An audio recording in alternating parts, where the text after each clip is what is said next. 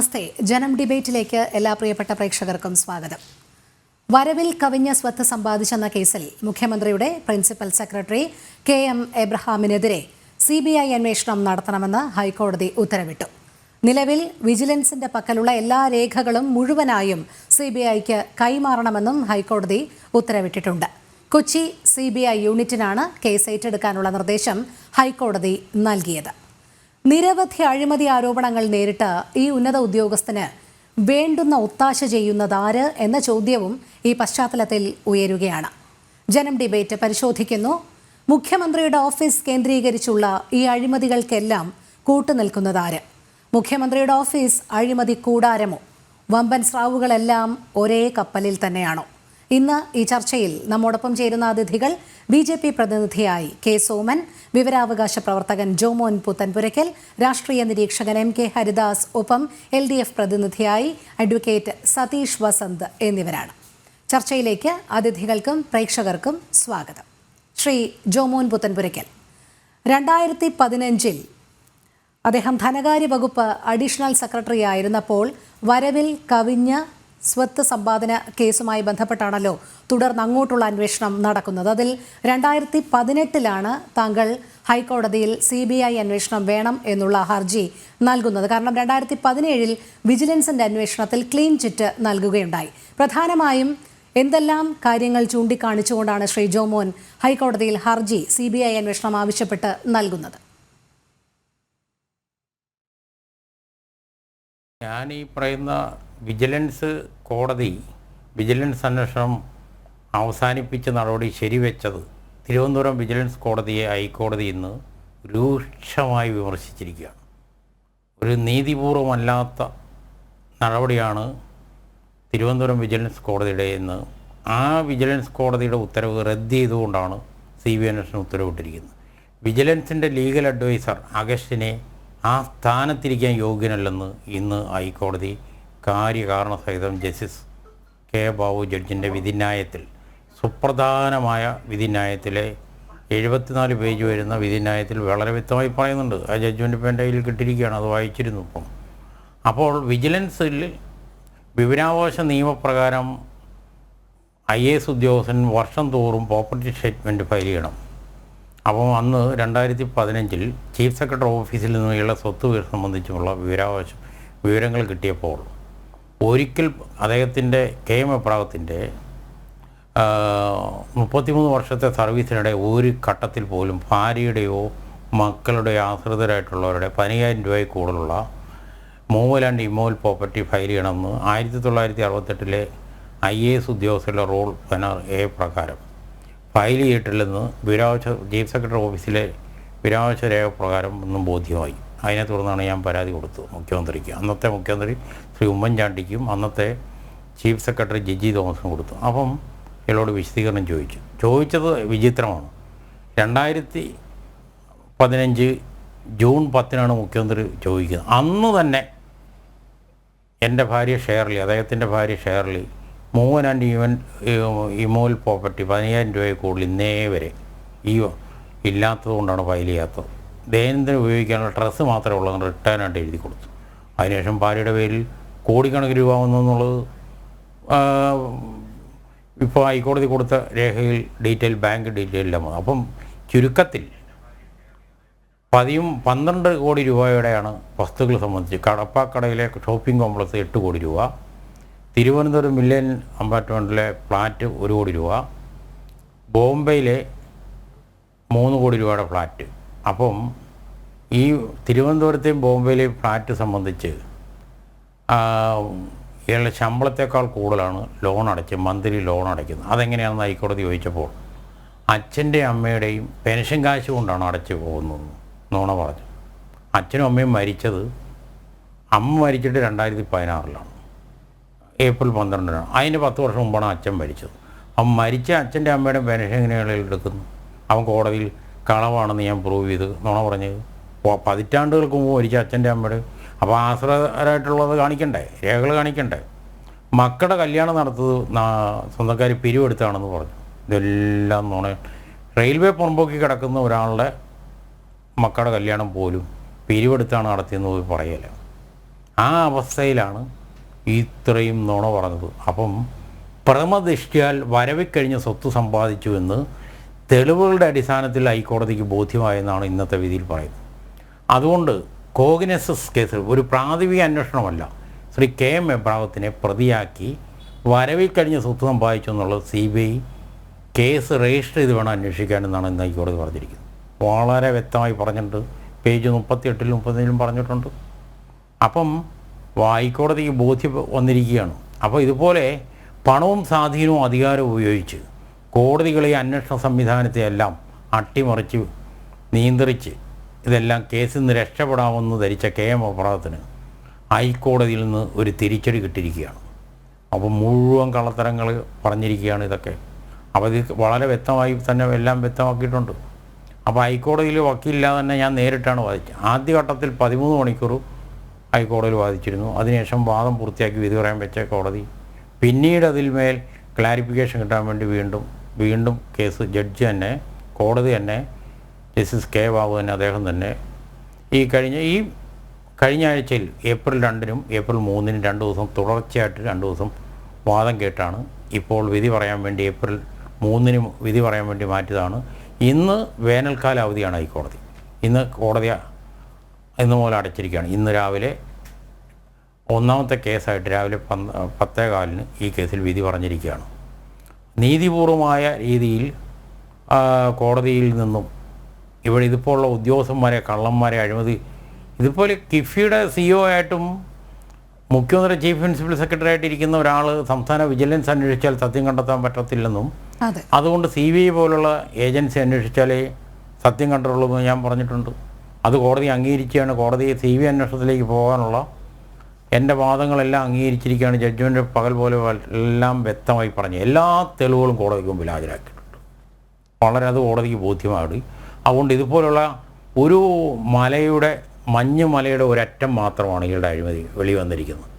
ഇനി ഒരുപാട് വരാൻ കിടക്കുകയാണ്, വെളിയിലേക്ക് വരാൻ കിടക്കുകയാണ്. കോടാനുകോടി രൂപ അക്കൗണ്ടിൽ ഭാര്യയുടെ പേരിൽ വന്നതും എല്ലാം വന്നിരിക്കുകയാണ്. അപ്പം കിഫ്ബിയുടെ പേരിലും മറ്റേ മസാല ബോണ്ട് വിദേശത്തുനിന്ന് ലണ്ടനിൽ നിന്ന് സ്റ്റോക്ക് എക്സ്ചേഞ്ചിൽ നിന്ന് 9% പലിശയ്ക്ക് എടുത്തിട്ട് 2% പലിശ കുറച്ച്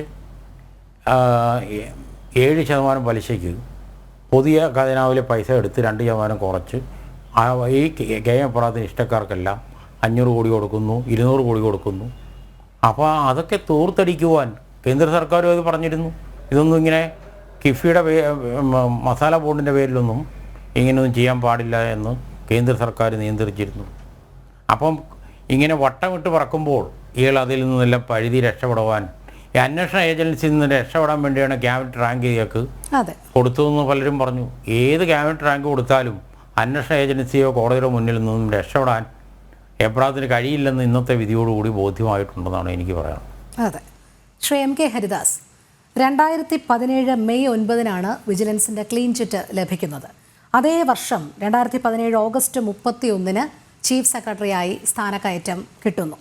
നമുക്കറിയാം, നേരത്തെ അഴിമതി ആരോപണങ്ങൾ നിരവധി തവണ നേരിട്ട ഒരു വ്യക്തിയാണ് എബ്രഹാം എന്നുള്ളതാണ്. അതായത് 2011 മുതൽ കണക്കുകൾ നോക്കുകയാണെങ്കിൽ 2011-ൽ സെബിയുടെ ഹോൾ ടൈം മെമ്പറായിരുന്ന സമയത്ത് തുടങ്ങുന്ന സാമ്പത്തിക ക്രമക്കേട് 2016-ൽ വരുന്നു. അന്ന് അത് പ്രതിരോധിക്കുന്നു. അതായത് 2016-ൽ വിജിലൻസിൻ്റെ ഒരു റെയ്ഡ് കെ എം എബ്രഹാമിൻ്റെ വീട്ടിലുണ്ടാകുന്നു. അത് റെയ്ഡ് കെ എം എബ്രഹാം ഇല്ലാതിരുന്ന സമയത്താണ് നടത്തിയത് എന്ന് ആരോപിച്ചുകൊണ്ട് അതിനെതിരെ ഒരു അന്വേഷണം നടത്താനായിരുന്നു മുഖ്യമന്ത്രി പിണറായി വിജയൻ ശ്രമിച്ചത് എന്നുള്ളതാണ്. അതുമാത്രമല്ല, അന്നത്തെ ധനകാര്യമന്ത്രിയായിരുന്ന തോമസ് ഐസക്ക് ഇദ്ദേഹത്തിന് ക്ലീൻ ചിറ്റ് നൽകുകയാണ്. അതായത് അഴിമതി തൊട്ട് തീണ്ടിയിട്ടില്ലാത്ത ഒരു ഉദ്യോഗസ്ഥനാണ് എന്നുള്ളൊരു പ്രതിരോധം കൂടി തീർക്കുന്നു.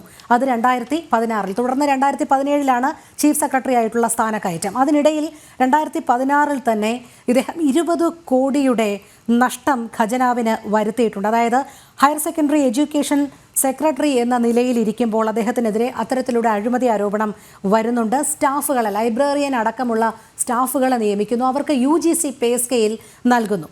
അതോടൊപ്പം തന്നെ 2016-ൽ മറ്റൊരു ലീഗൽ നോട്ടീസ് കൂടി അദ്ദേഹത്തിന് കിട്ടുന്നത് കേരള സ്റ്റേറ്റ് കാഷ്യൂ ഡെവലപ്മെൻറ്റ് കോർപ്പറേഷൻ്റെ ഭാഗത്തു നിന്നാണ്. അതായത് ഫണ്ട് സമയത്ത് അനുവദിക്കാത്തത് കൊണ്ട്, ഫണ്ട് തടഞ്ഞു വെച്ചതുകൊണ്ട് 30 ഫാക്ടറികളുടെ പ്രവർത്തനമാണ് അവതാളത്തിലാകുന്നതും പിന്നീട് അത് അടച്ചുപൂട്ടലിൻ്റെ വക്കിലേക്ക് എത്തുന്നതും.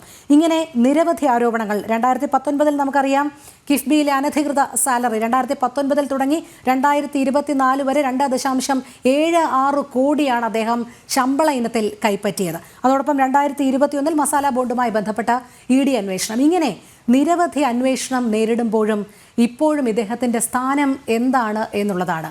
മുഖ്യമന്ത്രിയുടെ ചീഫ് പ്രിൻസിപ്പൽ സെക്രട്ടറി എന്നുള്ളതാണ്. ഞാൻ മുഖ്യമന്ത്രിയുടെ ആ ഓഫീസിലെ ഉദ്യോഗസ്ഥരുടെ ലിസ്റ്റ് കൂടി വായിക്കാം. അപ്പോൾ താങ്കൾക്ക് ഇതിൽ ഉൾപ്പെട്ടവർ എന്തൊക്കെ പ്രവർത്തികൾ എന്നുള്ളത് വ്യക്തമാകും. താങ്കൾക്ക് അത് അറിയാവുന്ന കാര്യം തന്നെയാണെങ്കിലും KK Ragesh private secretary, KM Abraham chief principal secretary, P Sasi political secretary, PM Manoj press secretary, പിന്നീട് അദ്ദേഹം അഴിമതി ആരോപണ നേരിട്ടിൽ നിന്ന് അവിടെ നിന്നും മാറുകയുണ്ടായി. CM Raveendran additional private secretary. ഇവരെല്ലാവരും അഴിമതി ആരോപണ വിധേയരാണ്. ഒരു പരിധിവരെ ഇവർക്ക് അനുകൂലമായി 75%-ലധികം തെളിവുകളുമുണ്ട് എന്നുള്ളതാണ്. അപ്പോൾ ഇവരെയൊക്കെ സംരക്ഷിക്കുന്നതും ഇതിനൊക്കെ ചുക്കാൻ പിടിക്കുന്നതും ആരാണ്?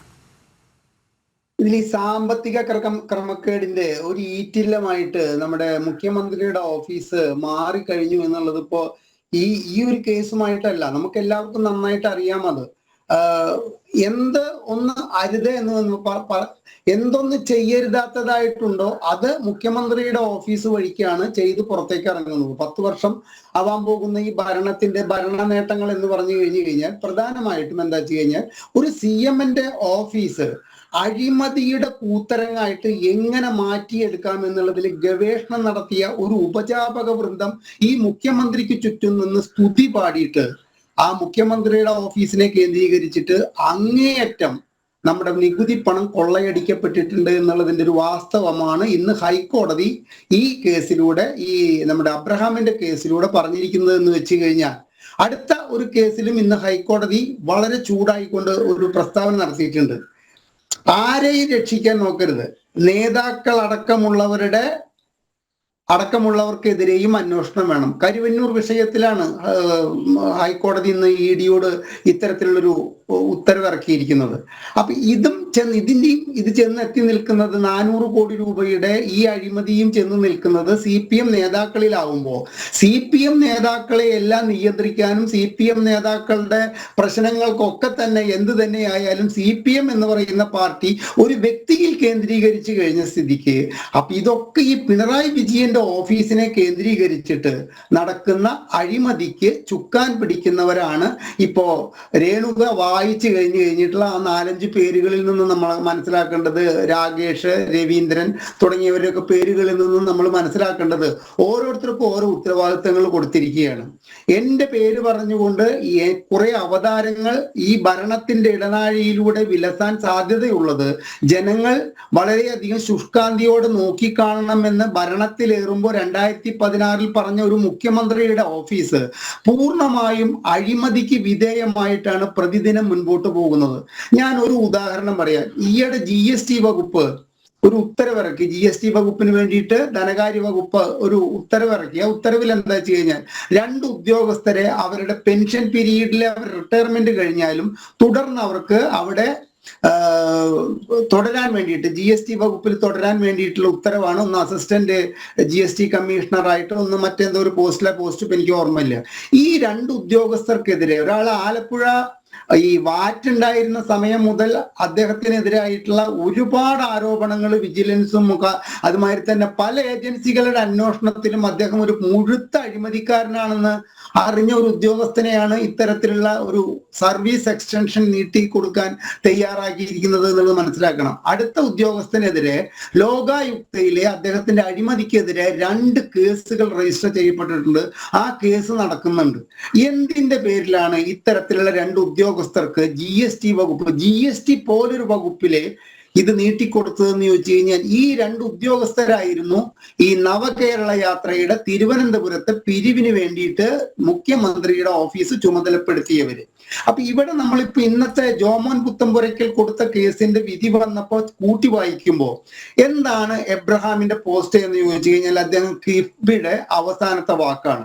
കിഫ്ബി എന്ന് പറഞ്ഞു കഴിഞ്ഞാൽ അത് ഈ ഇടതുപക്ഷ ജനാധിപത്യ മുന്നണി അവരുടെ സാമ്പത്തിക വരുമാനത്തിന് വേണ്ടിയിട്ട് CPM CPM എന്ന് പറയുന്ന പാർട്ടിയുടെ ഒരു സാമ്പത്തിക സ്രോതസ്സിന് വേണ്ടിയിട്ട് ഉണ്ടാക്കിയിട്ടൊരു സംവിധാനമാണെന്ന് അരിഭക്ഷണം കഴിക്കുന്ന എല്ലാവർക്കും അറിയാം. കിഫ്ബി ഇല്ലാതെ തന്നെ കേരളത്തിന്റെ ഒരുപാട് വികസനം, ഇൻഫ്രാസ്ട്രക്ചർ വികസനങ്ങൾ നടന്നിട്ടുള്ള നാടാണ് കേരളം. കിഫ്ബി വരുന്നതിന് മുമ്പും കിഫ്ബി ഇല്ലാതെ തന്നെ സാധാരണഗതിയിലുള്ള ഒരു വികസനം നടത്താൻ സാധിക്കുമെന്നിരിക്കെ കിഫ്ബിക്ക് രൂപം കൊടുത്തിട്ട് ഈ ഒരു മസാല ബോണ്ടും കാര്യങ്ങളും ഒക്കെ ഇറക്കിയിരിക്കുന്നത് സാമാന്യത്തിലധികമുള്ള ഒരു വരുമാനം CPM-ലേക്ക് അഴിമതിയിലൂടെ ചെന്നെത്താൻ വേണ്ടിയിട്ടുള്ള ഒരു മാർഗമാണ്. അപ്പൊ ഈ കിഫ്ബിയെ പറ്റി പറയുമ്പോൾ നമ്മൾ എന്ത് പറയണം? ഊരാളുങ്കലിലേക്ക് ഒന്ന് ചെന്ന് എത്തി നോക്കണം. ഊരാളുങ്കലെ കഴിഞ്ഞ 9 വർഷവും 6 മാസത്തെയും കണക്കെടുത്തു കഴിഞ്ഞാൽ ഇടതുപക്ഷ ജനാധിപത്യ മുന്നണിയുടെ ഭരണം ഏറ്റുകഴിഞ്ഞതിന് ശേഷം ഊരാളുങ്കൽ സൊസൈറ്റിയുടെ വളർച്ച എന്തോ ഈയിടെ കണ്ടു 243% മറ്റെയാണ്. അവരുടെ ആസ്തിയുടെ വർധനവ് 2000 കോടിക്ക് മേലെയാണെന്നൊക്കെ പത്രവാർത്തകൾ കാണാൻ സാധിച്ചു. അപ്പൊ ഈ കിഫ്ബിയും ഊരാളുങ്കൽ സൊസൈറ്റിയും എന്ന് പറയുമ്പോൾ കരുവന്നൂർ സൊസൈറ്റിയുടെ കാര്യം കൂടി കൂട്ടി വായിക്കുമ്പോൾ ഇത്തരത്തിൽ കിഫ്ബിയിലൂടെ വരുന്ന പണം ഊരാളുങ്കൽ സൊസൈറ്റിക്ക് ജോലികൾ കൊടുക്കുക വഴി ഇവിടുത്തെ കോൺട്രാക്ടർ അസോസിയേഷൻ വളരെയധികം പ്രതിഷേധം രേഖപ്പെടുത്തിയിട്ടുണ്ട്. ടെൻഡർ പോലും ഇല്ലാതെയാണ് ഓരോ വർക്കുകൾ ഊരാളുങ്കൽ സൊസൈറ്റിക്ക് കൊടുക്കുന്നത്. ഊരാളുങ്കൽ സൊസൈറ്റി വളരണം. കാരണം വാഗ്ബടാചാര്യൻ എന്ന് പറയുന്ന വളരെ ദീർഘവീക്ഷണമുള്ള ഒരു വ്യക്തി തൊഴിലാളികൾക്ക് വേണ്ടി രൂപം കൊടുത്ത ഒരു സഹകരണ സംഘം നന്നായി വളരണം. പക്ഷെ അതിനെ പോലും മറയാക്കിക്കൊണ്ട് അഴിമതി നടത്താൻ ഈ പിണറായി വിജയൻ സർക്കാരിന് കഴിഞ്ഞിട്ടുണ്ടെങ്കിൽ അതിന്റെ കേന്ദ്ര ബിന്ദു നമ്മുടെ ഈ അബ്രഹാം എന്ന് പറയുന്ന വ്യക്തിയാണ് എന്നുള്ള കാര്യത്തിൽ യാതൊരുവിധ സംശയവുമില്ല. അപ്പൊ എന്തുകൊണ്ടാണ് ഈ അബ്രഹാമിനെ 3.5 ലക്ഷം രൂപ പ്രതിമാസം പെൻഷന് പുറമെ ശമ്പളവും കൂട്ടിക്കൊടുത്തുകൊണ്ട് മുഖ്യമന്ത്രി തന്നെ അദ്ദേഹത്തിന്റെ പ്രിൻസിപ്പൽ സെക്രട്ടറിയോ അല്ലെങ്കിൽ അഡീഷണൽ ചീഫ് സെക്രട്ടറിയോ ഒക്കെ വാഴിച്ചിരിക്കുന്നത് എന്ന് പറഞ്ഞു കഴിഞ്ഞാൽ ഇത്തരത്തിലുള്ള പണക്കൊയ്ത്തിന് വേണ്ടിയിട്ടുള്ള ഒരു മറയാക്കിയിട്ട് ഈ അബ്രഹാമിനെ കൊണ്ടു നടക്കുമ്പോൾ അബ്രഹാം പൊട്ടനൊന്നുമല്ല. അബ്രഹാമും എന്ത് ചെയ്തു? സ്വയം കുറെ പണം ഉണ്ടാക്കാനുള്ള ശ്രമങ്ങൾ നടത്തിയതിന്റെ ഭാഗമായിട്ട് ഇപ്പൊ ജോമോൻ പുത്തമ്പുരയ്ക്കൽ വർത്തമാനത്തിന്റെ ഇടയിൽ പറഞ്ഞു മഞ്ഞുമലയുടെ ഒരു അറ്റം മാത്രമാണ് തൊട്ടിരിക്കുന്നത്. ഒരു 13 കോടിയുടെ ഒരു അല്ലെങ്കിൽ 12 കോടിയുടെ അഴിമതി ചെയ്തുകൊണ്ട് ഈ സർക്കാരിന്റെ ഈ ഒരു പോസ്റ്റിൽ ഇരിക്കാനുള്ള മണ്ടത്തരമൊന്നും അബ്രഹാം കാണിക്കില്ല. അബ്രഹാം എന്ന് പറഞ്ഞ മുതലക്കുട്ടിയാണ്. മുതലക്കുട്ടിയെ ആരും നീന്തം പഠിപ്പിക്കേണ്ട കാര്യമില്ലല്ലോ. അപ്പൊ അദ്ദേഹം അത് കൃത്യമായിട്ട് യൂട്ടിലൈസ് ചെയ്തതിന്റെ കൃത്യമായിട്ടുള്ള വിവരം വരണമെങ്കിൽ ഇവിടെ CBI തന്നെ വരണം. CBI തന്നെ ഈ അന്വേഷണം ഏറ്റെടുക്കണം. ഇത് വിജിലൻസ് അന്വേഷിച്ചു കഴിഞ്ഞാൽ വിജിലൻസ് അന്വേഷിക്കാതിരുന്നത് നന്നായി എന്നാണ് ഒരു കണക്കിന് തോന്നുന്നത്. വിജിലൻസ് കോടതി തള്ളിയത് കൊണ്ടാണല്ലോ ഇപ്പൊ ഹൈക്കോടതിയിൽ വന്നത്. വിജിലൻസ് കോടതി ഈ കേസിൽ ഒരു ചുക്കും കണ്ടുപിടിക്കാൻ പോകുന്നില്ല. കാരണം ഇതൊക്കെ ഒരു ചങ്ങലയുടെ കണ്ണികളാണ്. ഇന്നത്തെ കേരളത്തിലെ വിജിലൻസിന്റെ അന്വേഷണ ഉദ്യോഗസ്ഥരും ഒക്കെ ഈ പിണറായി വിജയന്റെ ഓഫീസുമായി ബന്ധപ്പെട്ടിട്ടുള്ള അഴിമതിയുടെ ചങ്ങലക്കണ്ണികൾ ആയതുകൊണ്ട് തന്നെ ഇതിൽ പ്രത്യേകിച്ച് വിജിലൻസ് അന്വേഷിച്ചാൽ ഒന്നും സംഭവിക്കില്ല. പക്ഷെ CBIയുടെ അന്വേഷണത്തിൽ എന്നെ പോലുള്ളവർക്കൊരു ആശങ്ക, ഈ കെ ബാബു എന്ന് പറയുന്ന നമ്മുടെ ജസ്റ്റിസ് ബാബു എന്ന് പറയുന്ന വ്യക്തി സിംഗിൾ ബെഞ്ചിന്റെ വിധിയാണ്. ഇനിയും ബെഞ്ചുകൾ നമുക്ക് ഡിവിഷൻ ബെഞ്ചുണ്ട്, അത് കഴിഞ്ഞ് സുപ്രീം കോടതിയുണ്ട്. ഇത്തരക്കാരങ്ങനെ വെറുതെ ഈ കാര്യത്തിൽ ഇവിടെ ഡിവിഷൻ ബെഞ്ച് ഇല്ല കേട്ടോ രാസേ. ഈ കാര്യത്തിൽ ഇവിടെ ഈ ക്രിമിനൽ കേസിൽ ഈ ഡിവിഷൻ ബെഞ്ച് ഇവിടെ ഇല്ല. സുപ്രീം കോടതിയിൽ പോകാൻ പറ്റില്ലേ? സുപ്രീം കോടതിയിൽ പോകാൻ പറ്റില്ലേ? സുപ്രീം കോടതി പറ്റും. ഇവിടെ ഡിവിഷൻ ബെഞ്ച് ഇല്ല. ഈ കേസിൽ ഇവിടെ അപ്പീൽ ഇല്ല. ഹൈക്കോടതിയിൽ ശരി. അപ്പൊ സുപ്രീം കോടതി സുപ്രീം കോടതി ഉണ്ടല്ലോ. അതുമാതിരി തന്നെ ഈ നമ്മൾ പറയില്ലേ ആടിനെ പട്ടിയാക്കുന്ന അഭിഭാഷകരും ഡൽഹിയിൽ ഉള്ളത് കാരണം കൊണ്ട് താങ്കളുടെ ഈ ഒരു ശ്രമഫലമായിട്ട് ഇതിപ്പോ ഇത്രത്തോളം ഈ തോണി കരക്കെത്തിച്ചത് എന്തായി തീരുമെന്നുള്ളൊരു ആശങ്ക എനിക്കുണ്ടത്. എന്നെ പോലുള്ള നമ്മൾ പറയില്ലേ ആങ്സൈറ്റി കൂടുതലുള്ളവർക്കുള്ളതാണ്. അതൊന്നും സംഭവിക്കാതിരുന്നു കഴിഞ്ഞു കഴിഞ്ഞാൽ ഇതിന്റെ സത്യം പുറത്തു വന്നു കഴിഞ്ഞാൽ അബ്രഹാമിലൂടെ നമ്മുടെ നികുതിപ്പണം അബ്രഹാമിന്റെ പേഴ്സണൽ അക്കൗണ്ടുകളിലേക്ക് എത്തിയതിന്റെ വലിയ ഒരു വലിയൊരു സംഭവം പുറത്തേക്ക് വരുമെന്ന കാര്യത്തിൽ ഒരു സംശയവുമില്ല രേണുക. അതെ, തീർച്ചയായും. കാരണം ഈ കണക്കുകളൊക്കെ തട്ടിച്ചു നോക്കിയാൽ പോലും മുംബൈയിൽ 3 കോടിയുടെ ഫ്ലാറ്റും തിരുവനന്തപുരത്ത് 1 കോടിയുടെ ഫ്ലാറ്റും കൊല്ലത്ത് 8 കോടിയുടെ ഷോപ്പിംഗ് കോംപ്ലക്സും ഒക്കെ എങ്ങനെ നേടാൻ കഴിയുമെന്നുള്ളത് പിന്നീടും കണക്കുകൾക്കപ്പുറമായി തന്നെ നിൽക്കുകയാണ്. ശ്രീ ജോമോൻ പുത്തൻപുരയ്ക്കൽ, ഇവിടെ CBI അന്വേഷണം ആവശ്യപ്പെട്ട് താങ്കൾ നൽകിയ ഹർജിയിലെ പ്രധാന ആവശ്യങ്ങളിൽ ഒന്ന് എന്ന് പറയുന്നത് വലിയ മൂല്യമുള്ള വസ്തുവകകളുടെ ഓണർഷിപ്പ് ഇദ്ദേഹം കൈക്കലാക്കിയിട്ടുണ്ട് എന്നുള്ളതാണ്. ഇദ്ദേഹത്തിൻ്റെ ഓണർഷിപ്പിലാണ് വലിയ മൂല്യങ്ങളുള്ള വസ്തുവകകളുള്ളത്.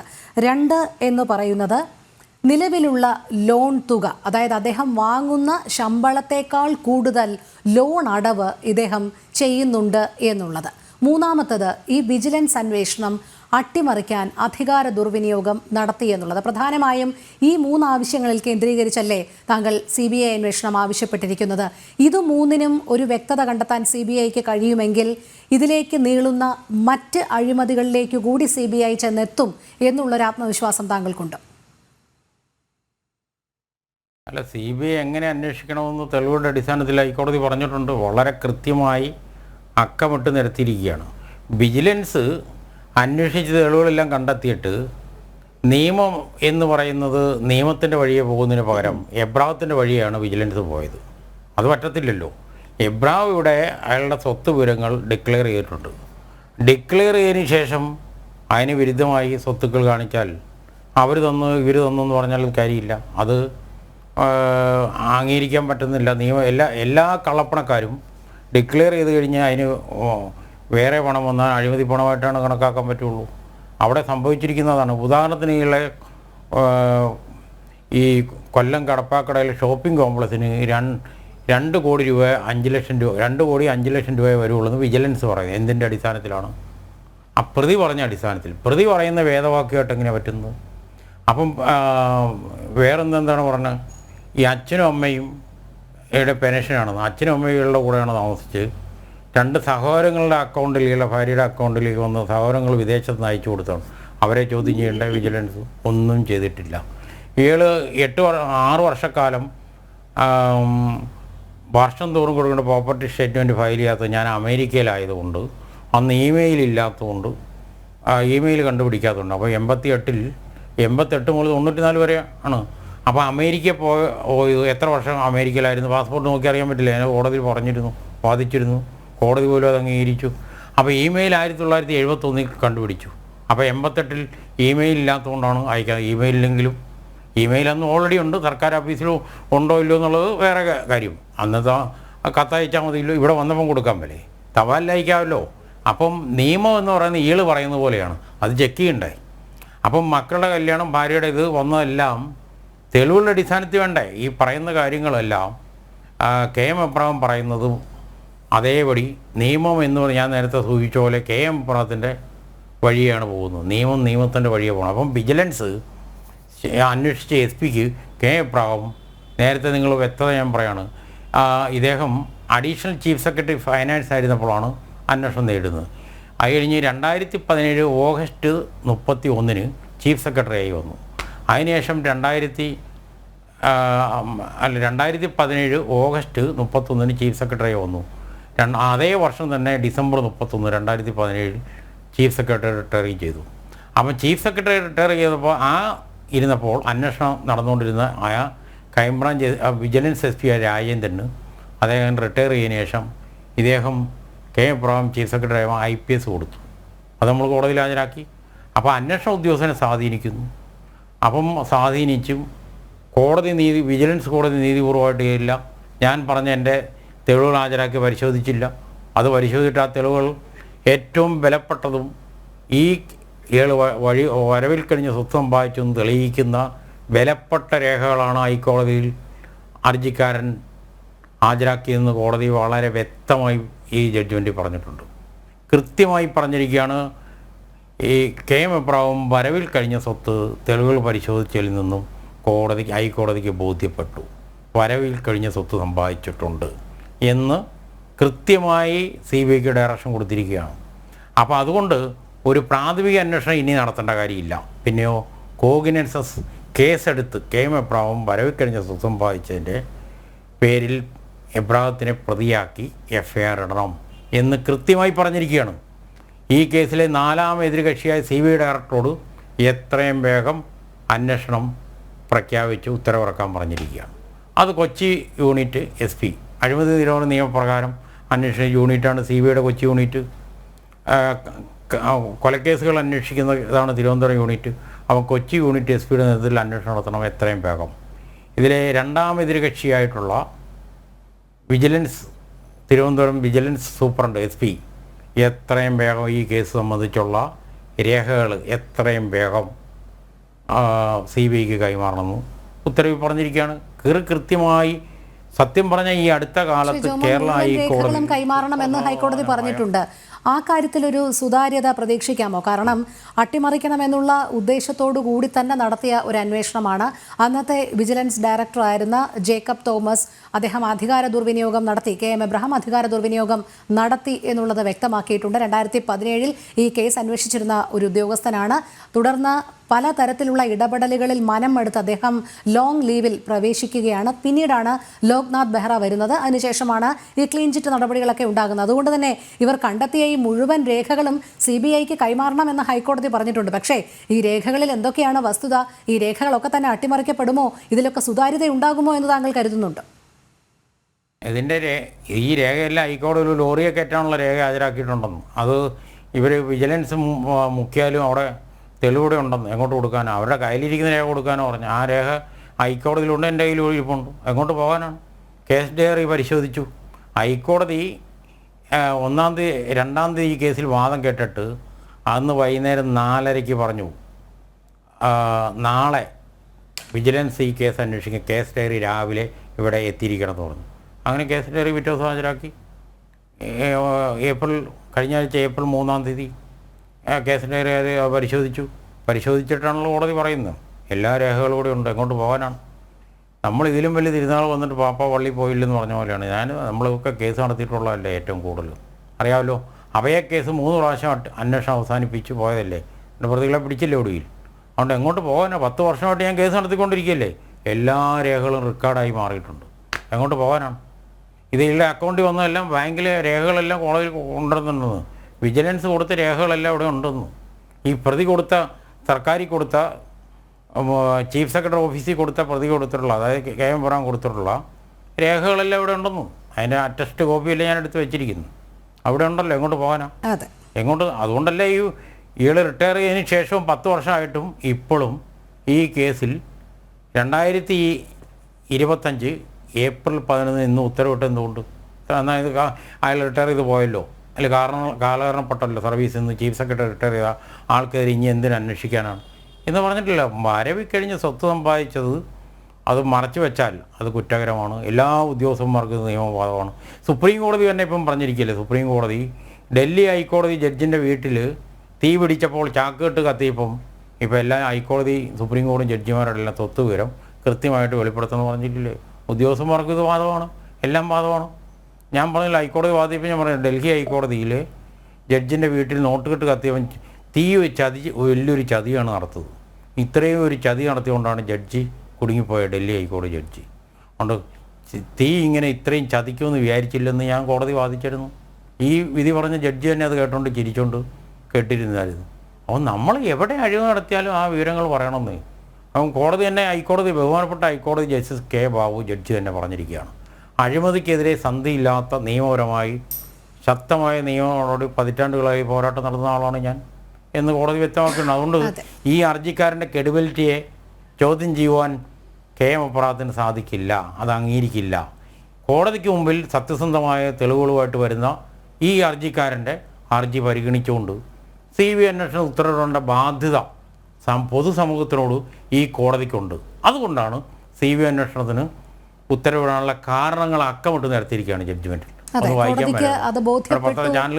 എന്നുള്ളത് തന്നെയാണ് CBI അന്വേഷണത്തിലേക്ക് നയിച്ച നിലപാട് എന്നുള്ളത് വ്യക്തമാകുന്നുണ്ട്. Shri MK Haridas, KM Abraham എന്ന് പറയുന്നത് മാറി മാറി വരുന്ന സർക്കാരുകളുടെ വിശ്വസ്തനാണ് എന്നുള്ളതാണ് വ്യക്തമാകുന്നത്. കാരണം ഇരു സർക്കാരുകളുടെയും കാലത്ത് ധനകാര്യ വകുപ്പിൻ്റെ കാര്യസ്ഥൻ തന്നെയായിരുന്നു. അതുകൊണ്ട് രണ്ടു കൂട്ടർക്കും പ്രിയപ്പെട്ടതാണ്. അതിൽ നമ്മൾക്കറിയാം പിണറായി സർക്കാർ എത്രമാത്രമാണ് അദ്ദേഹത്തെ സംരക്ഷിച്ചത്, പുതിയ മാനങ്ങൾ നൽകിയത്, പുതിയ സ്ഥാനമാനങ്ങൾ നൽകിയത്. അതിൽ നിന്ന് 2019 മുതൽ 24 വരെയുള്ള കാലഘട്ടത്തിൽ സാലറി ഹൈക്ക് അടക്കം എത്ര കോടി രൂപയാണ് കൈപ്പറ്റിയത് എന്നതടക്കമൊക്കെ നമ്മൾ കണ്ടതാണ്. ഇവിടെ രാഷ്ട്രീയക്കാർക്ക് പ്രിയങ്കരനാകുന്ന ഉദ്യോഗസ്ഥനാകുന്നത് എന്തുകൊണ്ടാണ് എന്നുള്ളതാണ്. കാരണം വിവിധ അഴിമതി ആരോപണങ്ങൾ ഒരു ഭാഗത്ത് നേരിടുന്നുണ്ട്.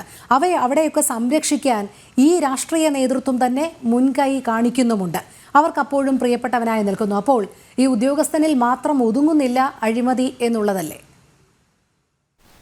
ഒരു സർക്കാർ ഉദ്യോഗസ്ഥൻ, അയാൾ IAS കാരനാവട്ടെ IPS കാരനാവട്ടെ, ഇതൊന്നുമല്ലാത്ത ഒരു സർക്കാർ ഉദ്യോഗസ്ഥനാവട്ടെ, അയാൾ രാഷ്ട്രീയക്കാർക്ക്, ഇടതു വലത് രാഷ്ട്രീയക്കാർക്ക് പ്രിയങ്കരനായി മാറുന്നു എന്നുണ്ടെങ്കിൽ രണ്ട് കാര്യങ്ങളാണ് ഇതിൽ. ഉദ്ദിഷ്ട കാര്യങ്ങൾക്കുള്ള ഉപകാരസ്മരണയായിട്ട് ഈ വ്യക്തിയെ കാലാകാലം സംരക്ഷിക്കാൻ ഇടതു വലത് രാഷ്ട്രീയ നേതാക്കൾ തയ്യാറാകുന്നു എന്നുള്ള കാര്യത്തിൽ യാതൊരു സംശയവുമില്ല. ആ ഉറപ്പ് കിട്ടിയതിന് ശേഷം ഈ രണ്ടു കൂട്ടർക്കും വേണ്ടിയിട്ട് ആരാണ് ഭരിക്കുന്നത് ആ വ്യക്തിയുടെ ആളായി അഭിനയിച്ചുകൊണ്ട് അവർക്ക് വേണ്ടുന്ന ഒത്താശകളും അവർക്ക് വേണ്ടുന്ന സാമ്പത്തിക തിരിമറിയും നടത്തി കൊടുക്കുകയും അതേസമയം തനിക്ക് വേണ്ടുന്നതായിട്ടുള്ള സാമ്പത്തിക സ്ഥിതിയിൽ മെച്ചപ്പെടുത്താൻ വേണ്ട, നമ്മൾ പറയില്ല, അതിന്റെ പങ്ക് പറ്റുകയും ചെയ്യുന്ന ഉദ്യോഗസ്ഥരുടെ എണ്ണം കഴിഞ്ഞ 10 വർഷമായിട്ട് വളരെയധികം കൂടുകയാണ് എന്ന കാര്യത്തിൽ യാതൊരു സംശയവുമില്ല. ഈ വ്യക്തിയെ ഉമ്മൻചാണ്ടി സർക്കാരിന്റെ കാലത്തും അങ്ങേയറ്റം നമ്മൾ പറയില്ലേ തൊട്ടിലിട്ട് താലോലിച്ചിട്ടുള്ള വ്യക്തിയാണ്. ഉമ്മൻചാണ്ടി സർക്കാരിന്റെ കാലത്ത് ഇദ്ദേഹത്തിന്റെ എനിക്കൊരു ഗ്യാസ് LPG കിട്ടാനുള്ള കാലതാമസമായിട്ട് ഞങ്ങൾക്ക് ഇദ്ദേഹത്തിന്റെ ഒരു മീറ്റിങ്ങിൽ പങ്കെടുക്കേണ്ടി വന്നിട്ടുണ്ട്. അന്ന് ഇദ്ദേഹത്തിന്റെ ധാർഷ്ട്യം ഞങ്ങൾ കണ്ടു. അതായത് ഞങ്ങൾ നികുതിദായകരായിട്ടുള്ള ഉപഭോക്തൃ സംഘടനകളുടെ ആൾക്കാരോട് ഞങ്ങൾ ആ ഹോളിലേക്ക് കടന്നപ്പോൾ ഒഴിഞ്ഞ സീറ്റുകൾ കണ്ടപ്പോൾ അതിലിരുന്നു. പക്ഷെ ഇദ്ദേഹം അലറിക്കൊണ്ടാണ് ഞങ്ങളോട് എഴുന്നേൽക്കാൻ പറഞ്ഞത്. അത് നിങ്ങൾക്ക് ഇരിക്കാനുള്ള സീറ്റല്ല, അപ്പൊ ഞങ്ങൾക്ക് ഇരിക്കാനുള്ള സീറ്റ് നിങ്ങൾ നിൽക്കണം. ആ ഹിയറിങ്ങിന് വിളിച്ചതിന് ശേഷമുള്ള കാര്യമാണ്. അപ്പൊ ഇതിപ്പോ ഈ സംഭവത്തിൽ ഞാൻ പറയല്ല. അപ്പൊ ഇദ്ദേഹത്തിന് അന്ന് ഉമ്മൻചാണ്ടി അടൂർ പ്രകാശ് ഭക്ഷ്യവകുപ്പ് മന്ത്രിയായിരിക്കുന്ന സമയത്ത് ഉണ്ടായിട്ടുള്ള സംഭവമാണത്. അപ്പോ ഇദ്ദേഹത്തിന് നമ്മൾ പറയില്ലേ സെക്രട്ടേറിയറ്റിന്റെ ഇടനാഴികകളിലും ഇത്തരത്തിലുള്ള മന്ത്രിമന്ദിരങ്ങളിലും മന്ത്രിമാരുടെ ഓഫീസുകളിലും ഇദ്ദേഹത്തിനുള്ള സ്വാധീനം അദ്ദേഹം കൃത്യമായി യൂട്ടിലൈസ് ചെയ്തതിന്റെ വിവരമാണ് ഇന്നിപ്പോ ഈ ഹൈക്കോടതിയിലൂടെ ജോമോൻ പുത്തമ്പുരയ്ക്കൽ പുറത്തു കൊണ്ടുവന്നത് എന്ന് പറയുമ്പോൾ നമുക്ക് ബെഹ്റയുടെ കാര്യം കൂടി എടുക്കണം. DGP ആക്കാൻ ബെഹ്റയെ വളരെയധികം നമ്മൾ പറയില്ലേ സെൻകുമാറിനെ 2 വർഷം വാഴിക്കാൻ വേണ്ടി ശ്രമിച്ചപ്പോഴും അവിടെ നമ്മുടെ എന്താ പറയേണ്ടത് മറ്റൊരു ഉദ്യോഗസ്ഥനെ സെൻകുമാറിനെ ഭരിക്കാൻ വേണ്ടിയിട്ട് DGPയെ ഭരിക്കാൻ വേണ്ടിയിട്ട് ടോമിൻ തച്ചങ്കരിയെ നിയമിച്ചവരാണിവർ. അപ്പൊ ആ 2 വർഷം കഴിഞ്ഞിട്ട് ഈ നമ്മുടെ ബെഹ്റയെ അവിടെ അവരോധിച്ചത് എന്തിനു വേണ്ടിയിട്ടായിരുന്നു എന്നുള്ളത് ആലോചിക്കണം. ബെഹ്റയ്ക്ക് അല്ലാതെ അവിടെ ചാൻസ് ഉള്ള മറ്റൊരു ഉദ്യോഗസ്ഥൻ നിൽക്കുമ്പോൾ, മലയാളിയായ ഒരു ഉദ്യോഗസ്ഥൻ നിൽക്കുമ്പോഴാണ് ബെഹ്റയെ ഇദ്ദേഹം ഈ പിണറായി വിജയൻ എന്ന് പറയുന്ന വ്യക്തി അവിടെ DGP ആയിട്ട് വാഴിച്ചത്. പിന്നീട് നമ്മൾ കണ്ടത് എന്താ, ഒരു കള്ളന്റെ താവളത്തിലെ, ഒരു തട്ടിപ്പുകാരന്റെ താവളത്തിലെ സന്ദർശകനായിട്ട് മോശയുടെ വടിയും പിടിച്ചിട്ട് അദ്ദേഹം ടിപ്പു സുൽത്താന്റെ കസാലയിൽ ഇരിക്കുന്ന ഫോട്ടോ വരെ എടുക്കത്തക്ക തോതിലുള്ള ഒരവസ്ഥയിലേക്ക് അദ്ദേഹം അധപ്പതിച്ച ഒരു വ്യക്തിയെയാണ് സംസ്ഥാനത്തിന്റെ DGP ആയിട്ട് നിയമിച്ചത് എന്ന് കേരളം കണ്ടു കഴിഞ്ഞിട്ടുള്ള സംഭവമാണ്. ഞാൻ മുന്നോട്ട് വെക്കുന്ന, ഞാൻ മേശപ്പുറത്ത് വയ്ക്കുന്ന ഏത് ടിഷ്യൂ പേപ്പറിലും ഈ മുഖ്യമന്ത്രി ഒപ്പിടുമെന്ന് പറഞ്ഞ് ശിവശങ്കരന്റെ ക്യാബിൻ മുഖ്യമന്ത്രിയുടെ ക്യാബിനിൽ നിന്നും വിളിച്ചാൽ കേൾക്കുന്ന ദൂരെയായിരുന്നു. ആ ക്യാബിനിൽ ഇരുന്നു കൊണ്ട് ശിവശങ്കരൻ എന്ന് പറയുന്ന വ്യക്തി കാണിച്ചു കൂട്ടിയ വൃത്തികേടുകൾ അത്രയും ഒരു എന്താ പറയണ്ടത്, നമ്മുടെ ഹൈക്കമ്മീഷൻ, ദുബായ് ഹൈക്കമ്മീഷന്റെ സാക്ഷി നിർത്തിയിട്ട് ഒരു നയതന്ത്ര ചാനൽ വഴി സ്വർണ്ണക്കടത്തിന്റെ ഒരു ഏജന്റ് ആവാൻ വരെ ഒരു പ്രിൻസിപ്പൽ സെക്രട്ടറി തയ്യാറായത് പിണറായി വിജയന്റെ കാലത്താണെന്ന് പറയുമ്പോൾ, ബെഹ്റ ഇത്തരത്തിലുള്ള ഒരു കള്ളന്റെ ഒരു കൂടാരത്തിൽ ചെന്ന് കയറാനുണ്ടായ സാഹചര്യം പിണറായി വിജയന്റെ ഭരണകാലത്താണെന്ന് പറയുമ്പോൾ നമ്മൾ മനസ്സിലാക്കേണ്ടത് ഭരണം ശരിയല്ല. ഭരണം ശരിയല്ലെങ്കിൽ ഇത്തരത്തിലുള്ള നമ്മൾ പറയില്ലേ ഉദ്ദിഷ്ട കാര്യങ്ങൾക്കുള്ള ഉപകാരസ്മരണയായിട്ട് ഇവർക്കൊക്കെ വേണ്ടിയിട്ട് ഈ ബെഹ്റയായാലും ശിവശങ്കരനായാലും എന്തൊക്കെയോ ചെയ്തു കൊടുത്തത് കൊണ്ട് ഇവർക്കൊക്കെ വേണ്ടിയിട്ട് കണ്ണടയ്ക്കാൻ നമ്മുടെ ഭരണ നേതൃത്വങ്ങൾ തയ്യാറാവുന്നതിന്റെ ഉദാഹരണമായിട്ട് വേണം നമ്മൾ ഇതിനെ കാണാൻ. ഇപ്പൊ ഞാൻ നേരത്തെ ഈ പറഞ്ഞ 2 GST ഉദ്യോഗസ്ഥരെ എന്റെ അറിവിൽപ്പെട്ടിടത്തോളം ഞാൻ ഗുരുവായൂരുകാരനാണ്. ഗുരുവായൂർ യാതൊരു കാരണവശാലും IAS ഉദ്യോഗസ്ഥരല്ലാത്തവർ അഡ്മിനിസ്ട്രേറ്റർമാരായിട്ട് വന്നിട്ടില്ല. പക്ഷെ ഇപ്പൊ ഞാൻ ഈ പറഞ്ഞ ലോകായുക്തയിൽ 2 കേസുകൾ, അഴിമതി കേസുകൾ നിൽക്കുന്ന വ്യക്തി ഗുരുവായൂർ അഡ്മിനിസ്ട്രേറ്ററായി എന്നുള്ളതാണ് പറയുന്നത്. സർക്കാരിന്റെ വിവേചനാധികാരം ഉപയോഗിച്ചുകൊണ്ട് അദ്ദേഹത്തെ അവിടെ അഡ്മിനിസ്ട്രേറ്ററാക്കി നിയമിക്കാനും അദ്ദേഹത്തെ അടുത്ത് നിർത്തിയാണ് പിണറായി വിജയൻ കേരളത്തിലെ ഹിന്ദുക്കളുടെ മനോവികാരത്തെ മുഴുവൻ വ്രണപ്പെടുത്തുമാറ് ചോദിച്ചത്. ആ വിളക്ക് കത്തുന്നിടത്താണോ നിങ്ങളുടെ ഗുരുവായൂരപ്പൻ ഇരിക്കുന്നത്? അതൊരു ഫോട്ടോ ആണ്. ആ ചൂണ്ടി ചോദിക്കുന്നിടത്ത് തൊട്ട വലതുഭാഗത്ത് ഈ മാന്യനായ അദ്ദേഹം നിൽക്കുന്നുണ്ട്. അപ്പൊ അഴിമതിക്കാരെ എന്തിനു വേണ്ടിയിട്ടാണ് മുഖ്യമന്ത്രി പിണറായി വിജയൻ, അത് കമ്മ്യൂണിസ്റ്റ് മന്ത്രിസഭയാണ് എന്ന് അവകാശപ്പെടുന്ന ഇവർ ഇത്തരത്തിലുള്ള അഴിമതിക്കാർക്ക് വേണ്ട വെള്ളവും വളവും കൊടുക്കുന്നത് എന്ന് കേരളത്തിലെ ജനങ്ങൾ, മുഴുവൻ ജനങ്ങളുടെ കാര്യം പറയുന്നില്ല, ഒരു വിഭാഗം ജനങ്ങൾ അങ്ങേയറ്റം ശങ്കിക്കാൻ തുടങ്ങിയ ഒരു സമയത്താണ് ഇത്തരത്തിലുള്ളൊരു അന്വേഷണം വന്നിട്ടുള്ളതും.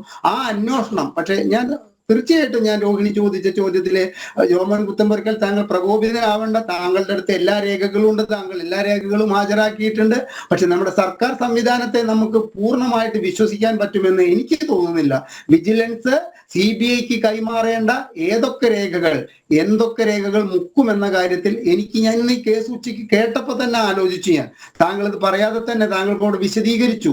ഞാനപ്പോ വിചാരിച്ചു രേഖകളൊക്കെ ജോമോൻ പുത്തമ്പുരയ്ക്കലിന്റെ കയ്യിൽ ഉണ്ടാവുമല്ലോ എന്ന് ആലോചിക്കുമ്പോ തന്നെ നമ്മുടെ ഇവിടുത്തെ ശീലം വെച്ചിട്ട് നമ്മൾ പറഞ്ഞില്ലേ, ഇവിടേക്ക് ED കരുവന്നൂരിലേക്ക് എത്തുന്നതിനെക്കാട്ടിലും മുമ്പ് ക്രൈംബ്രാഞ്ച് അന്വേഷണത്തിലൂടെ എടുത്തുകൊണ്ടുപോയിട്ടുള്ള പല രേഖകളും ഇപ്പോഴും EDക്ക് കിട്ടാതെ നടക്കുകയാണ്.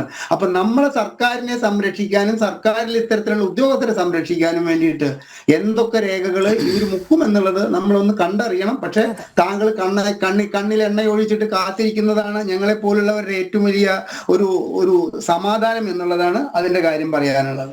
ശരി, ശ്രീ K. സോമൻ, മുഖ്യമന്ത്രിയുടെ ഓഫീസ് കൈകാര്യം ചെയ്യുന്ന chief principal secretary KM എബ്രഹാമിനെതിരെയാണ് CBI അന്വേഷണം വേണമെന്ന് ഹൈക്കോടതി ഉത്തരവിട്ടത്. നമുക്കറിയാം, മുൻ പ്രിൻസിപ്പൽ സെക്രട്ടറി M. ശിവശങ്കർ നേരിടുന്ന അഴിമതി ആരോപണങ്ങൾ, സ്വർണ്ണക്കടത്ത്, ഡോളർ കടത്ത്, ലൈഫ് മിഷൻ അഴിമതി, ഇങ്ങനെ നിരവധി.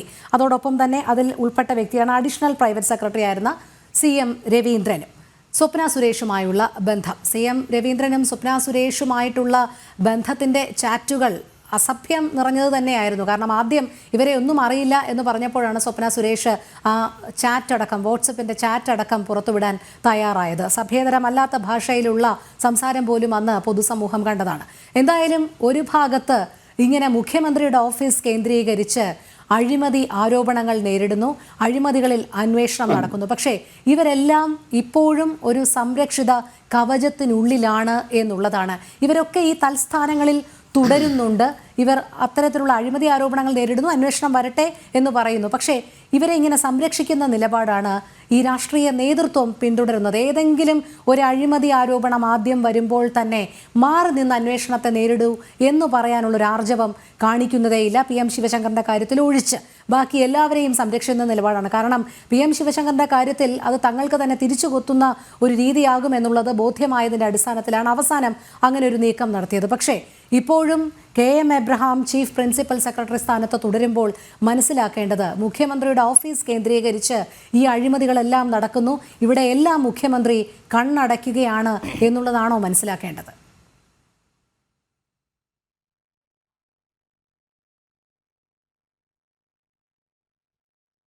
അതെ, നമ്മുടെ മുഖ്യമന്ത്രിയുടെ ഓഫീസ് കള്ളന്മാരുടെ താവളമാണ്.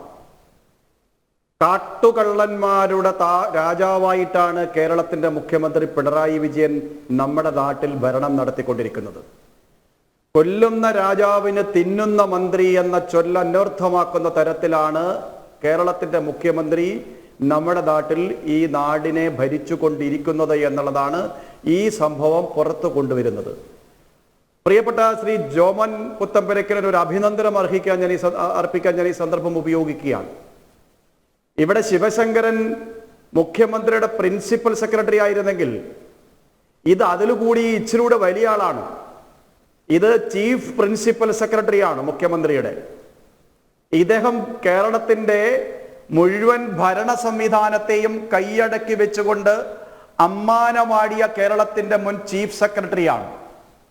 ആ ചീഫ് സെക്രട്ടറി ഇന്ന് കള്ളം പറയുന്നവനാണ് എന്ന് ബഹുമാനപ്പെട്ട കോടതി മുമ്പാകെ ശ്രീമാൻ ജോമോന് തെളിയിക്കാൻ സാധിച്ചിരിക്കുന്നു. ആ കള്ളം പറഞ്ഞതിന്റെ പശ്ചാത്തലത്തിൽ ബഹുമാനപ്പെട്ട ഹൈക്കോടതി കൂടുതൽ അന്വേഷണം വേണം, അത് CBIയുടെ കൊച്ചിയിലെ ഓഫീസിന്റെ നേതൃത്വത്തിൽ അന്വേഷിക്കണം എന്ന് പറയുന്ന സാഹചര്യം ഉണ്ടാകുകയാണ്. ഇവിടെ എന്താണ് ഉയർന്നു കേൾക്കുന്നത്? ഇവിടെ രാഷ്ട്രീയ വിരോധത്തിന്റെ പേരിൽ സംസ്ഥാന സർക്കാരിനെ വേട്ടയാടാൻ, സംസ്ഥാന സർക്കാരിന് നേതൃത്വം കൊടുക്കുന്ന രാഷ്ട്രീയ പാർട്ടിയുടെ മുഖ്യമന്ത്രിയെ വേട്ടയാടാൻ എല്ലാം തന്നെ കേന്ദ്ര സർക്കാർ ശ്രമിക്കുന്നു എന്ന പ്രചരണം നിലനിൽക്കുന്ന പശ്ചാത്തലത്തിലാണ് ബഹുമാനപ്പെട്ട ഹൈക്കോടതിയുടെ വിധി ഇന്ന് വന്നിട്ടുള്ളത്. നമ്മുടെ സംസ്ഥാനത്ത് CBIക്ക് പ്രവേശനമില്ലാത്ത ഒരു സംസ്ഥാനമാണ്. നിയമസഭയിൽ പ്രമേയം പാസാക്കി UDFും LDFും ഈ സംസ്ഥാനത്ത് CBIക്ക് നിരോധനം ഏർപ്പെടുത്തിയിട്ടുള്ള, വിലക്കേർപ്പെടുത്തിയിട്ടുള്ള ഒരു സംസ്ഥാനത്തേക്കാണ് ബഹുമാനപ്പെട്ട ജോമോന്റെ നീണ്ടകാലത്തെ പോരാട്ടത്തിന്റെ ഫലമായിട്ട് CBI അന്വേഷണം എന്ന് ബഹുമാനപ്പെട്ട ഹൈക്കോടതി ഉത്തരവിട്ടിരിക്കുന്നു. ഇവിടെ ചീഫ് സെക്രട്ടറി ആയിരുന്നയാൾ മുഖ്യമന്ത്രിയുടെ ചീഫ് പ്രിൻസിപ്പൽ സെക്രട്ടറി കള്ളം പറയുന്നവനാണ് എന്ന് ഒരു IAS ഉദ്യോഗസ്ഥൻ പാലിക്കേണ്ട, കാലങ്ങളായി പാലിക്കേണ്ട നടപടിക്രമങ്ങൾ പാലിച്ചിട്ടില്ല എന്ന്, അദ്ദേഹത്തിന് വരവിൽ കവിഞ്ഞ സ്വത്തുണ്ട് എന്ന് ഇന്ന് ജോമോൻ എന്ന പൊതുപ്രവർത്തകന് കോടതി മുമ്പാകെ തെളിയിപ്പിച്ചപ്പോഴാണ് ഈ കള്ളിയാകെ വെളിച്ചത്ത് കൊണ്ടുവരാൻ കഴിഞ്ഞിട്ടുള്ളത്. ഇത് മുൻപലത്തെ ഐക്യജനാധിപത്യ മുന്നണിയുടെ സർക്കാരിന്റെ കാലത്ത് ഈ ചീഫ് സെക്രട്ടറി ഈ എബ്രഹാം ആരംഭിച്ചിട്ടുള്ള അഴിമതിയാണ്. അത് മൂടി വയ്ക്കപ്പെട്ടു. ഇപ്പോൾ പിണറായി വിജയന്റെ ഓഫീസും അത് സംരക്ഷിക്കപ്പെടുകയാണ്.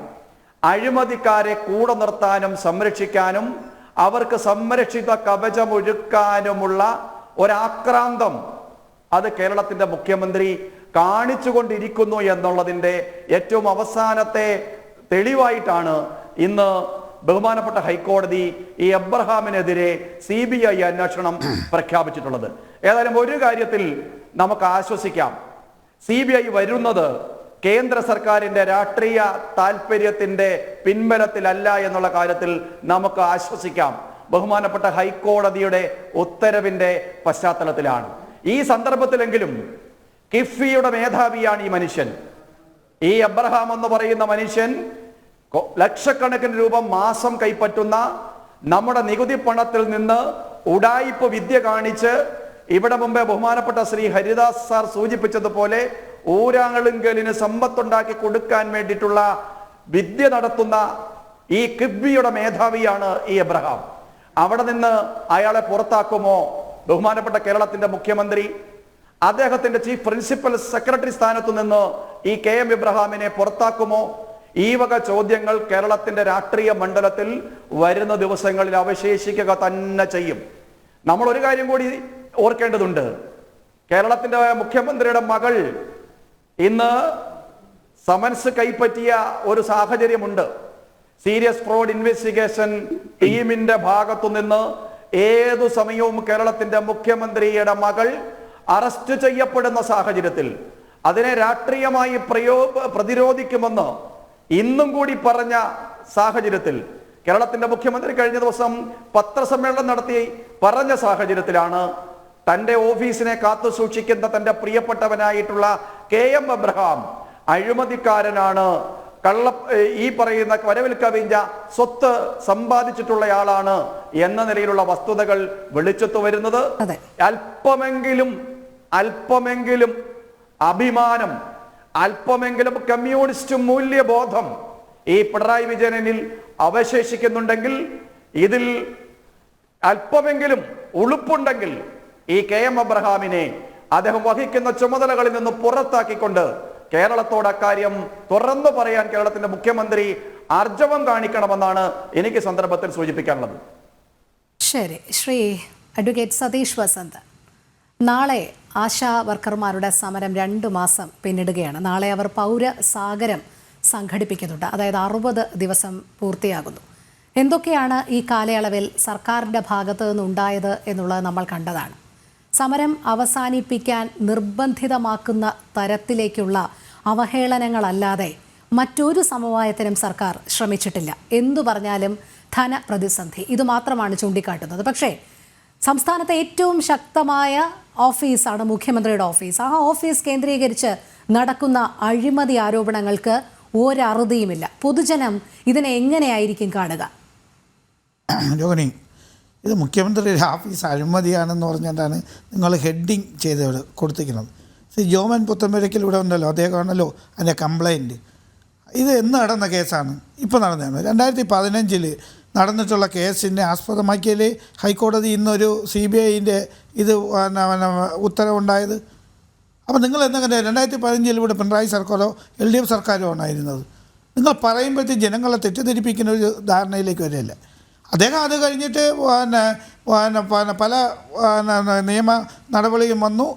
ജോൺ പുത്തൻപുരയ്ക്കൽ അത് ഹൈക്കോടതിയിൽ പോയി. ഹൈക്കോടതി ഇപ്പോഴാണല്ലോ ഓർഡർ ഇട്ടത് അദ്ദേഹത്തിന് ഇത് CBI കൊണ്ട് അന്വേഷിക്കാൻ. ആ CBI കണ്ടുപിടിച്ച് അദ്ദേഹം അഴിമതിക്കാരനെന്ന് പറഞ്ഞാലേ അദ്ദേഹം അഴിമതിക്കാരനാണെന്ന് പറയുള്ളൂ. ഇപ്പം എന്താണ് അതിൻ്റെ സംഭവം? ആ വരവിൽ കവിഞ്ഞുള്ള സ്വത്ത് അദ്ദേഹം സമ്പാദിച്ചു. അതാണല്ലോ ഇത്. അത് LDF സർക്കാരിൻ്റെ കാലത്താണോ അതാ പിണറായി ഇരിക്കുമ്പോഴാണോ? നിങ്ങൾ ഇത് പറയുമ്പോഴത്തേക്ക് സ്വപ്പമെങ്കിലും ഒരു മാന്യത. അദ്ദേഹം ഇപ്പം നേരത്തെ ചീഫ് ഇത് മുഖ്യമന്ത്രിയുടെ ഇതിരിക്കുന്നു പറഞ്ഞുകൊണ്ട് ചീഫ് പ്രിൻസിപ്പൽ സെക്രട്ടറി ഇരിക്കുന്നു പറഞ്ഞുകൊണ്ട് അദ്ദേഹത്തിന് നേരത്തെ അതിലൊന്നും ഇല്ലായിരുന്നല്ലോ, അഴിമതിയൊന്നും ഇല്ലായിരുന്നല്ലോ. പിന്നെ എന്തിനാണ് നിങ്ങൾ അഴിമതി? മുഖ്യമന്ത്രി ഏത് അഴിമതിയാണ് നിങ്ങൾ പറയുന്നത്? 2016 തൊട്ട് ആരാണ് സർക്കാർ? അല്ല, 2016 സർക്കാരിൽ അദ്ദേഹം വരവിൽ കവിഞ്ഞുള്ള സ്വത്ത് സമ്പാദിച്ചെന്ന് എവിടെയെങ്കിലും പറഞ്ഞിട്ടുണ്ടോ? എവിടെയെങ്കിലും പറഞ്ഞിട്ടുണ്ടോ നിങ്ങൾ പറയുന്നത്? വേണ്ട. 2018 അദ്ദേഹം കിഫ്ബിയുടെ CEO ആകുന്നത്. അല്ല, കിഫ്ബിയുടെ CEO 6 വർഷം കൊണ്ട് 5 തവണ ശമ്പള വർധനവ്, 2.73 കോടിയാണ് കൈപ്പറ്റിയത്. ഇപ്പോഴത്തെ അദ്ദേഹത്തിന്റെ മാസ ശമ്പളം 3.87 ലക്ഷം രൂപ. അതുമാത്രമല്ല, ലീവ് സറണ്ടർ എന്ന് പറയുന്നത് 6.84 ലക്ഷം. Festival allowance 19,250. ഇതൊക്കെ ആരാണ് നൽകുന്നത്? ഉമ്മൻചാണ്ടിയാണോ? അല്ല, ഞാൻ ഒരു കാര്യം പറ്റും. ഒരു പോസ്റ്റ് ഇരിക്കുന്ന ഇതിൽ ആ പോസ്റ്റിനനുസരിച്ചുള്ള ശമ്പളം കൊടുക്കുന്നത് നമ്മളൊന്നുമല്ല. അതൊക്കെ ചില നിശ്ചയമുണ്ട്, അതിനൊരു കണക്കുകളുണ്ട്. അത് ഏത് സർക്കാരായിരുന്നാലും അതിനൊരു നിബന്ധനകളുണ്ട്. നിങ്ങൾ നേരത്തെ പറഞ്ഞിട്ടുണ്ട്, നമ്മളെ ഇത് PSCയുടെ മെമ്പേഴ്സിന് ശമ്പളം കൂട്ടി കൊടുക്കുന്നത്. ഈ PSCയുടെ മെമ്പർമാർ ശമ്പളം കൊടുക്കുന്നത് എങ്ങനെയാണ്? 2014 UPSCയിൽ താരതമ്യം ചെയ്ത് PSCയിലെ മെമ്പർമാർക്ക് കൊടുക്കണമെന്ന് നേരത്തെ കേന്ദ്ര ഗവൺമെൻറ് പറഞ്ഞിട്ടുള്ളത്. അതൊരു ഗൈഡൻസാണ്. അത് 2016 കൂട്ടിക്കൊടുക്കേണ്ട സ്ഥാനത്താണ് ഇപ്പം അത് കൂട്ടിക്കൊടുക്കേണ്ട നിർബന്ധിതമായത്. അത് സർക്കാർ നിർബന്ധിതമായത്. നിങ്ങളൊന്ന് മനസ്സിലാക്കണം. നിങ്ങളിപ്പം ആശാസമരം ഇതുമായിട്ട് കോടീകരിച്ചാണ് എല്ലാ മാധ്യമങ്ങളും പറയുന്നത്.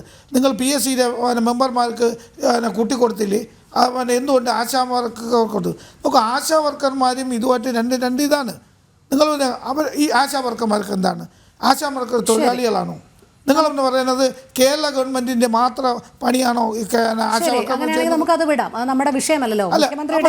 ഞാനിപ്പം KN എബ്രഹാം തെറ്റിയിട്ടുണ്ടെങ്കിൽ അദ്ദേഹം കോടതിയിൽ നിന്ന് ശിക്ഷ അനുഭവിച്ചു. സർക്കാരിനെന്തോ ഉപയോഗിച്ചു? സർക്കാരിന്റെ ഒത്താശയോട് കൂടിയാണ്, ഈ സർക്കാരിന്റെ ഒത്താശ കൂടിയാണ് അദ്ദേഹം വരവിൽ കവിഞ്ഞുള്ള സ്വത്തുകൾ സമ്പാദിച്ചത്. ശ്രീ സതീഷ് വസന്ത്, അങ്ങനെയാണെങ്കിൽ പോലും അഴിമതി ആരോപണ വിധേയനായ ഒരാളെ ഉന്നത പദവികളിലേക്ക് എത്തിക്കുന്നതിൽ സർക്കാരിന് ഉത്തരവാദിത്വമില്ല. കാരണം ഇപ്പോൾ 2015 ധനകാര്യ വകുപ്പിന്റെ സെക്രട്ടറി ആയിരുന്നപ്പോൾ അനധികൃത സ്വത്ത് സമ്പാദന കേസിന്റെ അന്വേഷണമാണ് വിജിലൻസ് നടത്തിയതെങ്കിൽ 2017 വിജിലൻസിന്റെ ക്ലീൻ ചിറ്റ് നൽകിയപ്പോൾ അതേ 2017 തന്നെ ചീഫ് സെക്രട്ടറിയായി നിയമിക്കുന്നു. അതിനുശേഷം തുടർന്ന് അങ്ങോട്ട് അദ്ദേഹം മുഖ്യമന്ത്രിയുടെ ഏറ്റവും വലിയ വിശ്വസ്തനാകുന്നു. 2011 തൊട്ട് അദ്ദേഹം അഴിമതി ആരോപണം നേരിടുന്ന ഒരു വ്യക്തിയാണ്. സെബിയുടെ ഫണ്ട് വിനിയോഗത്തിലടക്കമുള്ള ഒരു കണക്ക് തന്നെയുണ്ട്, ഞാനിത് എഴുതി വെച്ചിട്ടുണ്ട്. അതെല്ലാം പോട്ടെ, താങ്കൾ പറഞ്ഞു 2015 പിണറായി സർക്കാർ അല്ലായിരുന്നുവെന്ന്. പിണറായി സർക്കാരിന്റെ ഓഫീസ് കേന്ദ്രീകരിച്ച് നമുക്ക് നോക്കാം. അതും ഒരു ലിസ്റ്റിലെ KK രാഗേഷ് പ്രൈവറ്റ് സെക്രട്ടറി, എന്താണ് അദ്ദേഹം ഭാര്യയ്ക്ക് വേണ്ടി ചെയ്തത് എന്നുള്ളത് നമുക്കറിയാം. KN Abraham chief principal secretary, P Sasi political secretary, അദ്ദേഹമാണ് പോലീസിനെ ഭരിക്കുന്നത് എന്നുള്ളത് PV അൻവർ MLA പറഞ്ഞതും അജിത് കുമാറിന്റെ എല്ലാ കാര്യങ്ങളും നമുക്ക് സമൂഹ മധ്യത്തിൽ തന്നെ ഉള്ളതാണ്. അത് കഴിഞ്ഞ് PM മനോജ് പ്രസ് സെക്രട്ടറി ആയിരുന്നു. അദ്ദേഹത്തിന്റെ മകനു വേണ്ടി അനധികൃതമായ ഒരു നിയമനം നടത്തി 20 കോടിയോളം രൂപയുടെ തിരിമറി നടത്തിയതിന്റെ പേരിൽ അവിടെ നിന്ന് മാറി തിരിച്ച് ദേശാഭിമാനിയിലേക്ക് എത്തി. CM Raveendran additional private secretary. എന്താണ് അദ്ദേഹത്തിന്റെ റോള്? M ശിവശങ്കറുമായും മുൻ പ്രിൻസിപ്പൽ സെക്രട്ടറി M ശിവശങ്കറുമായും സ്വപ്നയുമായും ഒക്കെ ബന്ധിപ്പിക്കുന്നത്. ഇതെല്ലാം പിണറായി സർക്കാരിന്റെ ഓഫീസ് കേന്ദ്രീകരിച്ചല്ലേ? അവിടെ എങ്ങനെയാണ് മുഖ്യമന്ത്രി പിണറായി വിജയൻ ഇത്ര നിഷ്കളങ്കനാകുന്നത്? KK രാഗേഷ് ആരാണ്? KK രാഗേഷ് അദ്ദേഹത്തിന്റെ പ്രൈവറ്റ് സെക്രട്ടറി ആയിരുന്നു. അദ്ദേഹത്തിന്റെ ഭാര്യ ക്വാളിഫൈഡ് അല്ലാത്ത സ്ത്രീയാണോ? നിങ്ങളൊന്നും മനസ്സിലാക്കി എവിടെയെങ്കിലും നിങ്ങൾ വിധേയമാക്കിയതാണ്. ഇവിടെ ഒരൊറ്റ വാക്കിലെ ദുർവിനിയോഗം. നമുക്ക് ആരെ വേണമെങ്കിൽ അഴിമതിയെ പറയാം. അതുപോലെ ഈ മുഖ്യമന്ത്രി ഓഫീസ് കേന്ദ്രീകരിച്ചല്ലേ സ്വർണ്ണക്കടത്തിന്റെ കേസ് വന്നത്. ഇപ്പൊ എന്തായി? അതിൽ മറ്റേ ഇത് ബിരിയാണി ചെമ്പിൽ പൈസ കൊണ്ടുപോയി എന്ന് പറഞ്ഞു, അതെന്തായി? അത് കഴിഞ്ഞിട്ട് ഈത്തപ്പഴത്തിൽ സ്വർണ്ണം കടത്തി എന്ന് പറഞ്ഞു, ഖുറാനിൽ സ്വർണ്ണം കടത്തി എന്ന് പറഞ്ഞു, അത് ബൈബിളിൽ കടത്തി എന്ന് പറഞ്ഞു. ഇതൊക്കെ എവിടെ കേസ് പോയത്? ഈ ആരോപണം ഉന്നയിക്കുന്നതല്ലാതെ എന്താണ് ഇത് വരുന്നത്? BJP വക്താവ് പറയുന്നു നയതന്ത്ര ചാനൽ ഉപയോഗിച്ച് നടത്തിയത് എവിടെ അതിന്റെ തുടർ നടപടികൾ എവിടെ? അല്ലെങ്കിൽ എന്താണ് അതിന്റെ തെളിവ്? നിങ്ങൾ നമുക്ക് ആരോപണം ഉന്നയിക്കാം, മുഖ്യമന്ത്രിക്കോ നിങ്ങൾ ആർക്ക് വേണമെങ്കിൽ ഉന്നയിക്കൂ, അത് രോഹിണിക്കോ എനിക്കോ ആര് വേണമെങ്കിലും. പക്ഷെ അതിന് തെളിവ് വേണം രോഹിണി. നമ്മളൊരു കോടതിയിൽ പോകുമ്പോഴത്തേക്ക് അതിന് ആസ്പദമായി എന്തിനാണ് നമ്മൾ ഒരു കേസിന് ആസ്പദമായി തെളിവുകളും തെളിവ് ഇതൊക്കെ ശേഖരിക്കുന്നത്? ഹൈക്കോടതി ഹർജി പരിഗണിക്കവേ നിശിതമായ വിമർശനമാണ് വിജിലൻസിനെതിരെ ഉന്നയിച്ചത്. തുടർന്നാണ് ഹൈക്കോടതിയാണ് CBI അന്വേഷണം ഉത്തരവിട്ടത്. അതെന്തുകൊണ്ട് ഹൈക്കോടതി എല്ലാ കാര്യങ്ങളും വിശദമായി വിശകലനം ചെയ്തതിന്റെ അടിസ്ഥാനത്തിലല്ലേ? അവിടെ ഹൈക്കോടതിയുടെ നിലപാട് വ്യക്തമല്ലേ? അവിടെ ഞാൻ ബഹുമാനപ്പെട്ട കോടതിയുടെ നിലപാടോ അല്ല ജോൺ പുത്തൻപുരയ്ക്കൽ അദ്ദേഹം കൊടുത്ത കംപ്ലൈൻറ്റിനെതിരായിട്ടൊന്നും അല്ല നമ്മൾ പറയുന്നത്. അത് ആരാവട്ടെ, ഇപ്പം എബ്രഹാം അത് തെറ്റ് ചെയ്തിട്ടുണ്ടെങ്കിൽ അത് അദ്ദേഹം ശിക്ഷിക്കട്ടെ. അതിന് മുഖ്യമന്ത്രി എന്ത് ചെയ്തു? അല്ല മുഖ്യമന്ത്രി ഓഫീസ് എന്ത് ചെയ്തു? ഒരു ഉദ്യോഗസ്ഥൻ, അദ്ദേഹം ഒരു IAS ഉദ്യോഗസ്ഥനല്ലേ, അദ്ദേഹം നേരത്തെ ഒരു IOC ഉദ്യോഗസ്ഥനാണ്. സ്വാഭാവികമായി അദ്ദേഹത്തിന് എവിടെയെങ്കിലും ഇത് കൊടുക്കേണ്ട ആവശ്യമില്ലേ?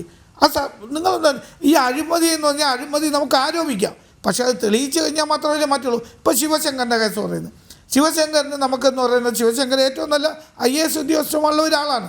അദ്ദേഹം ഈ പ്രവൃത്തി ചെയ്യുന്നത് ഇപ്പം നിങ്ങൾ പറഞ്ഞില്ലേ, അദ്ദേഹം ഏത് പേപ്പർ കൊണ്ട് കൊടുത്താലും മുഖ്യമന്ത്രി എന്താണ് ഒരു വിശ്വാസം, അദ്ദേഹം അങ്ങനെ ചെയ്യൂല. ഇപ്പൊ എന്റെ കൂടെ നടക്കുന്ന ഒരു വ്യക്തി അത് ചെയ്യൂല എന്നുള്ള ഒരു വ്യക്തമായ ഒരു തീരുമാനം ഉണ്ടായിട്ടുണ്ട്. മുഖ്യമന്ത്രി ഇതൊക്കെ ചെയ്യുന്നത്. അദ്ദേഹം പറഞ്ഞ വാചകം ശ്രീ സതീഷ് വസന്ത് ഓർക്കുന്നുണ്ടായിരിക്കുമല്ലോ അല്ലേ? വിശ്വാസത്തിന്റെ പുറത്തോ എന്നെ വിശ്വസിച്ചിട്ടോ എന്നൊന്നും അല്ലായിരുന്നു അന്ന് M ശിവശങ്കർ പറഞ്ഞത്. താൻ ഏത് പേപ്പർ കൊണ്ട് കൊടുത്താലും പറയാൻ പറ്റാത്ത ഒരു വാക്ക് പറഞ്ഞിട്ടാണ് ഒപ്പിടും എന്ന് പറഞ്ഞത്.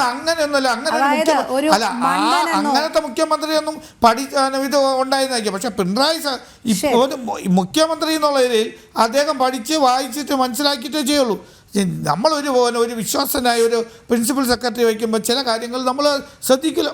അദ്ദേഹം കൊണ്ട് പോകുന്ന പേപ്പർ വരും, നമ്മൾ ഒപ്പിട്ട് കൊടുക്കും. അതൊരു വിശ്വാസത്തിൻ്റെതാണ്. അതുകൊണ്ടാണല്ലോ നമ്മൾ ചീഫ് സെക്രട്ടറി, പ്രിൻസിപ്പൽ സെക്രട്ടറി അല്ലെങ്കിൽ നമ്മൾ DGP എന്നിവരെയൊക്കെ നമ്മൾ വിശ്വാസമുള്ള ഒരാളല്ലോ വയ്ക്കുന്നത്. ഭരണസിരാ കേന്ദ്രത്തിൽ ഇരിക്കുന്ന ആൾ ഒപ്പിട്ടാൽ അതിന് അയാൾക്ക് മാത്രമാണ് ഉത്തരവാദിത്വം. ഞാൻ മറ്റേയാളെ വിശ്വസിച്ചു, ഇപ്പുറത്തിരിക്കുന്ന ആളെ വിശ്വസിച്ചു എന്ന് പറയുന്നതിന് അർത്ഥവുമില്ല. ഞാനൊരു അങ്ങനെ ആ രീതിയിലല്ല ഞാൻ കണ്ടസ്റ്റ് നിങ്ങൾ എടുക്കല്ലേ. നിങ്ങളിപ്പം പറയുന്നത് വെച്ചാൽ മുഖ്യമന്ത്രി ഇപ്പം ഈ കേസ് എന്ന് പറയുന്നത് മുഖ്യമന്ത്രിയായിട്ട് അല്ലെങ്കിൽ ഇപ്പോഴത്തെ മുഖ്യമന്ത്രിയായിട്ട് 2015 കേസാണ്. അതെല്ലാം നിങ്ങൾ പറയുന്നത് ഇപ്പൊ മുഖ്യമന്ത്രിയുടെ ഓഫീസ് അഴിമതിയാണോ? ഒരു അഴിമതിയും ആക്കുമെന്നവരെ തെളിയിക്കാൻ പറ്റിയിട്ടില്ല. ശരി, ശ്രീ ജോമോൻ പുത്തൻപുരയ്ക്കൽ, അങ്ങനെയാണോ ഇത് KM എബ്രഹാം എന്ന ഉദ്യോഗസ്ഥൻ മാത്രം ഉൾപ്പെടുന്ന അഴിമതിയാണോ? ഒരു ചോദ്യം ചോദിച്ചോട്ടെ. ഞാൻ ഒരു ചോദ്യം ഇടതുപക്ഷ പ്രതിനിധിയോട് ചോദിക്കാനുണ്ട്. ഇടതുപക്ഷ പ്രതിയോട് ഒരു ചോദ്യം ഞാൻ ചോദിച്ചാൽ ഒരു അവസരം തരണം. ചോദിക്കൂ ശ്രീ സോമൻ.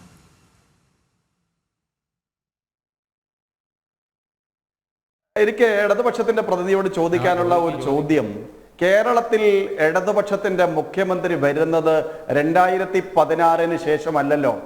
അതിനു മുമ്പ് കേരളത്തിൽ ഇടതുപക്ഷത്തിന്റെ മുഖ്യമന്ത്രിമാരുണ്ടായിരുന്നിട്ടില്ലേ? VS അച്യുതാനന്ദൻ കേരളത്തിന്റെ മുഖ്യമന്ത്രിയായിരുന്നു. ബഹുമാനനായ EK നായനാർ കേരളത്തിന്റെ മുഖ്യമന്ത്രിയായിരുന്നു. അന്നൊന്നുമില്ലാത്ത തരത്തിൽ കളങ്കിതരുടെ കൂടാരമായി കേരളത്തിന്റെ മുഖ്യമന്ത്രിയുടെ ഓഫീസ് മാറുന്നത് പിണറായി വിജയന്റെ ഭരണത്തിലല്ലേ എന്ന ചോദ്യം ഇടതുപക്ഷ പ്രതിനിധിയോട് എനിക്ക് ചോദിക്കാനുള്ളതാണ്. എന്താണ് അങ്ങേക്ക് അതിൽ പറയാനുള്ളത്? അല്ല, നിങ്ങൾ ഇപ്പം ഞാൻ പറഞ്ഞിട്ട് ഇടതുപക്ഷത്തിന് രണ്ടാമതും ഒരു തുടർഭരണം കിട്ടിയത് എങ്ങനെയാണ്? ഈ പിണറായി വിജയൻ്റെ നിങ്ങളെല്ലാം പറയുന്ന പിണറായി വിജയൻ അഴിമതിക്കാരനോ അല്ലെങ്കിൽ മുഖ്യമന്ത്രി ഒരു ഓഫീസ് അഴിമതിക്കാരനെങ്കിൽ രണ്ടാം പിണറായി സർക്കാരും വരുമോ? ഇതിപ്പോൾ ഇൻസ്റ്റൻ്റായിട്ട് പറയുന്നത് മൂന്നാം LDF സർക്കാരാണ് പറഞ്ഞത്. നിങ്ങൾ അഴിമതിക്കാരെന്ന് നിങ്ങൾ പറയുമ്പോഴത്തേക്ക് ജനങ്ങളത് വിശ്വസിക്കണ്ടേ? ജനങ്ങൾക്കത് ബോധ്യപ്പെടണ്ടേ? ആ ബോധ്യപ്പെടേണ്ട അനുസരിച്ച് ഒരു സർക്കാരിനെ മാറ്റുകയും അത് തുടർഭരണം നടത്തുകയും ചെയ്യുന്നത്. ശരി, ശ്രീ ജോമോൻ പുത്തൻപുരയ്ക്കൽ, നമ്മൾ പറഞ്ഞുകൊണ്ടിരുന്നത് ഗുരുതരമായ അഴിമതി ആരോപണങ്ങൾ നേരിടുന്ന ഉദ്യോഗസ്ഥർ മുഖ്യമന്ത്രിയുടെ ഓഫീസ് കേന്ദ്രീകരിച്ച് ഇപ്പോഴും അതേ സ്ഥാനത്ത് തന്നെ തുടരുന്നുണ്ട്. ഇത് ഉദ്യോഗസ്ഥ വൃന്ദം മാത്രം ചെയ്യുന്നതാണ്. KM എബ്രഹാമിൻ്റെ കാര്യത്തിലും അത്തരത്തിലുള്ളൊരു നടപടിയാണ് ഉണ്ടാകുന്നത്. ഇവിടെ മുഖ്യമന്ത്രിയുടെ ഓഫീസോ മുഖ്യമന്ത്രിയോ ഇതൊന്നും അറിയുന്നില്ല എന്നാണ്. അല്ല, എനിക്കിവിടെ പറയാനുള്ളത്, ഞാൻ KM എബ്രഹാത്തിനെതിരെ സർക്കാരിൽ പരാതി കൊടുത്തിട്ട് നടപടിയെടുക്കാൻ വന്നപ്പോൾ വിജിലൻസ് കോടതിയിൽ ഹർജി കൊടുത്തു. വിജിലൻസ് കോടതി ഏറ്റവും ഒടുവിൽ തിരുവനന്തപുരം വിജിലൻസ് കോടതി 2016 ഒക്ടോബർ 7-നാണ് കെ വിപ്രാത്തിനെതിരെ ക്യൂപ്യൂരിക്കേഷൻ വിജിലൻസ് അന്വേഷണത്തിന് ഉത്തരവിട്ടത്. അപ്പോൾ ആ കാലഘട്ടത്തിൽ 10 വർഷക്കാലം ആണ് കെ വിപ്രാവും വരവിൽ കഴിഞ്ഞ് സ്വത്ത് സമ്പാദിച്ചുള്ളത്. അതായത് ഈ കൊല്ലം കടപ്പാക്കടയിലെയും തിരുവനന്തപുരത്തെ ഫ്ലാറ്റും ബോംബെയിലെ ഫ്ലാറ്റും എല്ലാം പറയുന്നുണ്ട്. അപ്പം കെ വിപ്രാവും വരവിൽ കഴിഞ്ഞ് സ്വത്ത് സമ്പാദിച്ചു എന്ന് ഞാൻ പറഞ്ഞിട്ടുള്ളത് പിണറായി വിജയനുമായിട്ട് കൂട്ടിയിരുന്ന മുഖ്യമന്ത്രിയെ ഉള്ള ഇതിലല്ല. പക്ഷേ കെ വിപ്രാവിനെ ഇതുപോലെയുള്ള ആരോപണ വിധേയനായിട്ടുള്ള ആളെ സംരക്ഷിച്ചുകൊണ്ട് കൂടെ ഇങ്ങനെ ക്യാബിനറ്റ് റാങ്കും കിഫ്ബിയുടെ സിഇഒയും മുഖ്യമന്ത്രി ചീഫ് പ്രിൻസിപ്പൽ സെക്രട്ടറി ആയിട്ട് രണ്ടാം പിണറായി സർക്കാരിൻ്റെ കാലത്ത് വെച്ചിരിക്കുകയാണ്. അപ്പോൾ ഇതൊരു മുഖ്യമന്ത്രിക്കും മന്ത്രിസഭയ്ക്കും ഒരു ബാധ്യതയാകും കെ വിപ്രാവും എന്നാണ് എനിക്ക് പറയാനുള്ളത്. അത് കുറേ കഴിയുമ്പം ബോധ്യമാകും. അപ്പം ഇതൊരു ബാധ്യതയാകും, ഭാവിയിലൊരു ശിവശങ്കരനായി മാറും എന്ന് ഞാൻ ഇന്നിപ്പോൾ ഹൈക്കോടതി മുമ്പിൽ മാധ്യമങ്ങൾ വന്നപ്പോൾ ഞാൻ പറഞ്ഞു, ഈ കെ വിപ്രാവും ഭാവിയിലൊരു ശിവശങ്കരനായി മാറും, ഒരു ബാധ്യതയായി ഗവൺമെൻറ് മാറും എന്ന് പറഞ്ഞാൽ ഇക്കാര്യത്തിൽ സംശയമില്ല. മുഖ്യമന്ത്രിയെ സംബന്ധിച്ച് ഞാൻ ഈ പറയുന്ന കെ വിപ്രാത്തിനെതിരെയുള്ള ആരോപണത്തിൽ മുഖ്യമന്ത്രിയെ ഞാൻ ആശയമൊന്നും ഉന്നയിച്ചിട്ടില്ല. ശ്രീ പിണറായി വിജയൻ അദ്ദേഹം ഇയാളെ കൂടെ നിൽക്കുന്ന ആളെ സംരക്ഷിക്കുവാനും സഹായിക്കുവാനും നിൽക്കുന്നു എന്നുള്ളത് സ്വാഭാവികം. ഞാൻ കോടതിയിൽ അത് വാദിച്ചിരുന്നു. എന്ന് പറഞ്ഞാൽ മുഖ്യമന്ത്രി ഞാൻ കൊടുക്കുന്ന പരാതിയിലെല്ലാം നടപടി എടുക്കുന്നുണ്ട്. ഇപ്പം എബ്രാഹത്തിൻ്റെ കാര്യം ഒഴിച്ചാൽ ബാക്കി എല്ലാ കാര്യത്തിലും നടപടി എടുക്കുന്നുണ്ട്. അപ്പോൾ എബ്രാഹത്തിനെ കൂടെ നിൽക്കുന്ന ആളെ അമിതമായി അപ്പം ഒരുപാട് സഹായങ്ങൾ അങ്ങോട്ടും പരസ്പര സഹകരണങ്ങളായിട്ട് ഇവർ നിൽക്കുകയാണ്. അപ്പോൾ അതൊക്കെ CBI അന്വേഷിക്കുമ്പോൾ അതെല്ലാം വെളിയിലേക്ക് വരുമ്പോൾ ശിവശങ്കരനെ കൈവിടേണ്ട പോലെ മുഖ്യമന്ത്രി കൈവിടേണ്ട വരും, ഗവൺമെൻറ് കൈവിടേണ്ട വരും എന്നാണ് എനിക്ക് പറയാനുള്ളത്. അത് നമുക്ക് കാത്തിരുന്ന് കാണാം. അത്രേ ഉള്ളൂ എനിക്ക് പറയാം. ശരി, ശ്രീ കെ സോമൻ, 2017 ഡിസംബർ, അതായത് 2017 അവസാനം 2018 വിരമിക്കുന്നത് KM എബ്രഹാം ചീഫ് സെക്രട്ടറി സ്ഥാനത്ത് നിന്ന്. അല്ല, അദ്ദേഹം ചീഫ് സെക്രട്ടറി ആകുന്നത് 2017 ഓഗസ്റ്റ് 31-നാണ്. ഓഗസ്റ്റ് 31-നാണ്. അതിനുശേഷം ആ വർഷം തന്നെ ഡിസംബർ 31-നാണ്. അതെ. തുടർന്ന് അദ്ദേഹം ചുരുങ്ങി ഓഗസ്റ്റ് മുതൽ വെച്ച് നോക്കുമ്പോഴത്തേനും 8 മാസമാണ് ചീഫ് സെക്രട്ടറി ആയിട്ടിരുന്നത്. ചുരുങ്ങിയ 8 മാസം മാത്രമേ ഉള്ളൂ ചീഫ് സെക്രട്ടറി ആയിട്ട് കെ വിപ്രായിരുന്നു. ഡിസംബർ 2017 ഡിസംബർ 31 റിട്ടയർ ചെയ്തു. അതെ, ആ സ്റ്റാഫ് അംഗത്തിനാണ് 2024 ഫെബ്രുവരിയിൽ ക്യാബിനറ്റ് പദവി നൽകുന്നത്. അതായത് അഴിമതി ആരോപണങ്ങൾ തുടർച്ചയായി നേരിടുന്ന ഒരു ഉദ്യോഗസ്ഥനാണ് ക്യാബിനറ്റ് പദവി നൽകി ഇങ്ങനെ കൂടെ ചേർത്ത് പിടിക്കുന്നത് എന്നുള്ളതാണ്. ഗൗരവ സ്വഭാവത്തിലുള്ള അഴിമതി ആരോപണങ്ങളെല്ലാമാണ് ഈ ചീഫ് സെക്രട്ടറിക്ക് പോലും ക്യാബിനറ്റ് റാങ്ക് ഇല്ല. നിലവിലുള്ള ചീഫ് സെക്രട്ടറിക്ക് പോലും ക്യാബിനറ്റ് റാങ്ക് കൊടുത്തിട്ടില്ല സർക്കാർ. ചീഫ് സെക്രട്ടറിക്ക് മുകളിൽ കൊണ്ടുവച്ചിരിക്കുകയാണ്. അവിടെ നിന്ന് തന്നെ വ്യക്തമല്ലേ ശ്രീ സോമൻ, ആരെയൊക്കെ ചേർത്ത് പിടിക്കണം എന്നുള്ളത് മുഖ്യമന്ത്രിയുടെ ഓഫീസിന് അറിയാമെന്ന്?